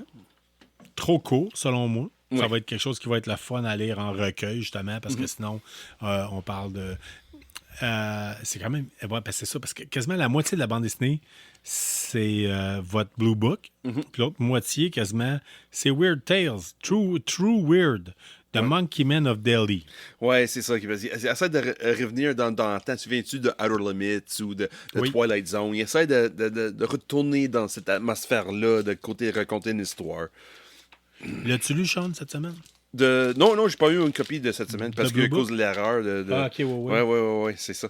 Sauf moi, j'ai passé à d'autres choses, moi. Le True Weird est plus ordinaire. Ouais, celui-là est très intéressant. Oh, nice. Ouais, intéressant. Autant intéressant, sinon plus que l'édition directement de Blue Book. Si jamais tu veux la feuilleter ou en tant que telle. Fait que vraiment, il y a de quoi de le fun à voir là-dedans. Si c'est le cas, puis c'est vraiment quelque chose qui n'a jamais été fouillé en termes d'ufologie, ben, chapeau numéro 1. Là, je veux dire, je te donne... Ça veut dire, Carl, tu connais ça plus que moi. Tu devrais vérifier ses sources à lui, ça veut dire. Parce que c'est comme je te dis, c'est déclaré comme un non-fiction. Lui, il a pris l'info de quelque part d'autre. Là, je tiens à le dire. Là. Oui. Ça va je m'intéresse énormément au phénomène OVNI, mais je crois en rien. Je veux dire... But you want to believe. Surtout, I want to leave. Mais vraiment, il y a de quoi de très intéressant à ce niveau-là. Oh, c'est intéressant. Le style visuel est très... comme le premier Blue Book, la première série Blue Book, qui était sur Betty and Barney Hill, qui sont le premier cas de personnes qui disent avoir été enlevées par des extraterrestres. Mais il y a un côté, une vibe années 50 qui est intéressante. C'est exactement. C'est donne le vibe des télé avant la couleur. C'est vraiment comme tu es en train de regarder une télé noir et blanc. Oui, c'est ça. Ben, la bande dessinée n'est pas en noir et blanc, à part la fin sur le Monkey Man of Delhi. Mais le reste, c'est noir, bleu, blanc. Oui. Ça donne un côté comme une télé noir et blanc que vous écoutez dans le noir, les stars, les rideaux fermés. Oui, là, dans les années 50, exemple, quand ouais. c'était pas vraiment noir et bleu et gris avec un mélange de... Oui, c'est comme un mélange de toutes ces couleurs-là. Là. Très intéressant. Je continue à dire, c'est un excellent choix. J'adore cette série de bande dessinée-là. Fait que, n'hésitez surtout pas. Mais je trouve que celle-là, le deuxième volume, il parle plus. Betty and Barney Hill, je trouve qu'il y avait beaucoup de... il parlait pas beaucoup. C'est basé, il y avait beaucoup de screenshots, beaucoup de cellules, juste l'image, pas beaucoup de monde qui parle. Là, il envoie l'info, là. Oui, mais malheureusement, probablement que l'info n'est pas bonne. Fait que, en tout cas. Ouais, mais on sait-tu si c'est vraiment bonne ou non? On sait pas. On a quand même pas mal de choses qui peuvent baser en tant que telles. On veut fouiller en termes d'ufologie. Les Men in Black, la première fois qu'il y aurait apparu, selon les personnes qui l'ont inventé, c'était un gars qui avait écrit un livre qui s'appelle They Came from l'Anoulos.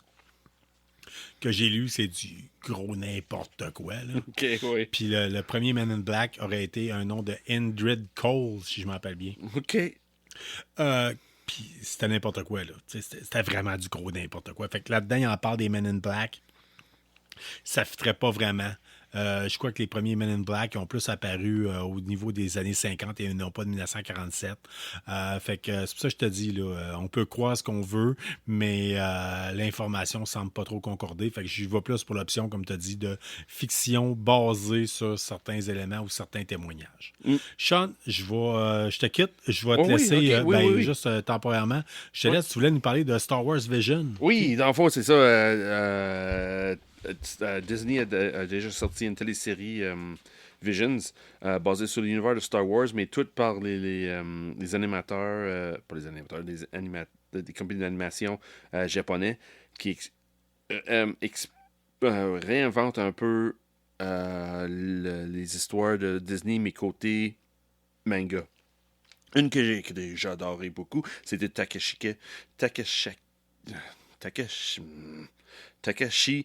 Okazaki, qui a fait Ronin. Lui a aussi fait, dans les années 90, il a fait Afro Samurai. C'est dans la première saison de Visions. C'est une des émissions. De mémoire, c'est la première émission qu'on voit le 6 avec une parapluie qui vient un sable laser assez impressionnant. Là, ils ont fait une BD et un livre basé sur ce personnage-là, Ronin. Là, ils ont sorti avec le deuxième BD, Visions, basé sur Ronin. Quand j'ai vu ça première fois annoncé dans le pull box, dans le preview, je fais oui, faut que j'achète ça, j'ai pas le choix, faut que j'achète ça. J'ai tellement trippé sur la première que j'achète le deuxième sans regarder qu'est-ce que c'est de l'air, qu'est-ce que ça parle de quoi. J'ai reçu cette semaine. J'étais un peu dessus. Pas extrêmement dessus, mais je m'attendais un petit peu plus. Pourtant, quand je vois la couverture, tu me l'as montré tout à l'heure, j'avais l'impression de voir la première Visions qu'on a vue sur Disney+, avec les espèces de samouraïs et tout le kit. Oui, c'est décevant. Parce que c'est Ronin. Ouais, décevant dans le sens que c'est l'origin story de Ronin qui est comme la manière qu'il a trouvé son Astrotech droid. C'est expliqué dans une trentaine de pages, mais t'as juste besoin de 10 pages pour expliquer l'histoire. OK. Ça commence tout de suite, là, c'est comme un révisionnement de quand R2D2 et C-P3O sont sur Tatooine. Tatooine, ouais. Ça commence avec ça. C'est 3 premières pages, 4 premières pages, puis après ça, il tombe dans l'histoire Ronin. Explique pas ben si c'est une Sith ou non. Les visuels, c'est très beau. Moi, j'ai l'impression que ça a peut-être perdu quelque chose quand c'était traduit, le japonais en anglais. OK. C'est plus l'impression que j'ai. C'est pas mauvais. Fan fini de Star Wars, c'est-tu pour eux autres ou...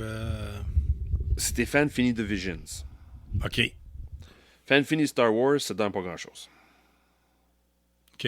Si t'aimes le côté animé dans l'univers si t'aimes beaucoup le côté manga dans la version Star Wars, oui, c'est bon. Si t'es une fan fini de Star Wars, puis t'aimes pas le manga, ça donne pas grand-chose. OK. Moi, honnêtement, j'ai apprécié, mais c'était prévisible d'une bout à l'autre. J'ai en train de lire, c'est bien fait, c'est sûr, c'est en noir et blanc, avec une petite touche de couleur, comme ils ont fait comme le Takashi Ozaki fait. C'est toujours noir et blanc, puis de temps en temps, une splash de couleur. Mais les couleurs sont très bien placées, tu sais, les couleurs qui sont utilisées, il y a une raison d'être en arrière. Sur ce côté-là, c'est fun. Mais comme je dis, la manière que l'histoire avance, c'est prévisible d'une bout à l'autre. Vraiment prévisible. OK. C'est ces côtés-là que je suis dessus. C'est pas fait l'effet que le télésérie ou le premier BD de Visions de Ozaki pas Ozaki. Je reprends toujours le nom, là, c'est ça mon problème. Takashi. Tu l'as dit au début. Oui, c'est Takashi. Pas Okazaki, c'est Takashi. C'est... Oui, je suis content de l'avoir dans mon collection. Ouais. Je suis bien content. Ça se peut, parce que même si j'ai le couvert, il trouve ça beau. J'aime ça bien. Ça se peut que ça va être sur mon mur bientôt. Là. Fort probable. Je vais mettre ça dans un cadre là, parce que je l'aime bien. Mais côté histoire, c'est correct. C'est fun. Mais c'était plus intéressant à voir Mace Windu dans la première with Visions ou voir l'émission dans Visions basée sur ce personnage-là. C'est sûr, j'ai pas lu le roman encore. Oui. Mais je pense pas non plus, par exemple. Ça fait-tu le tour un peu de Visions pour cette semaine? Oui. Écoutez, c'était nos choix bande dessinée de la semaine. On espère que vous avez totalement apprécié. On espère qu'on vous a donné le goût de lire. Je tiens à vous le dire, soit dit en passant, on devrait être présent au Salon du Livre de Québec qui se tiendra au mois d'avril. On a hâte d'y assister. On a hâte d'y être. Ben oui. Parce qu'entre autres, on va croiser Nick Michaud des éditions Sawin qui vont être encore une fois présents. Et tant mieux, justement, parce qu'on a l'intention. Nick, on va... J'espère que tu es prêt à faire une petite entrevue, puisqu'on va amener le remote, puis on va amener un micro, puis on veut t'entendre parler des nouveaux projets que tu as pour les éditions Sawin. Fait que... Oui, ça va être intéressant. Puis l'autre chose, c'est Pierre qui a écrit Trash Metal pour expliquer aux enfants.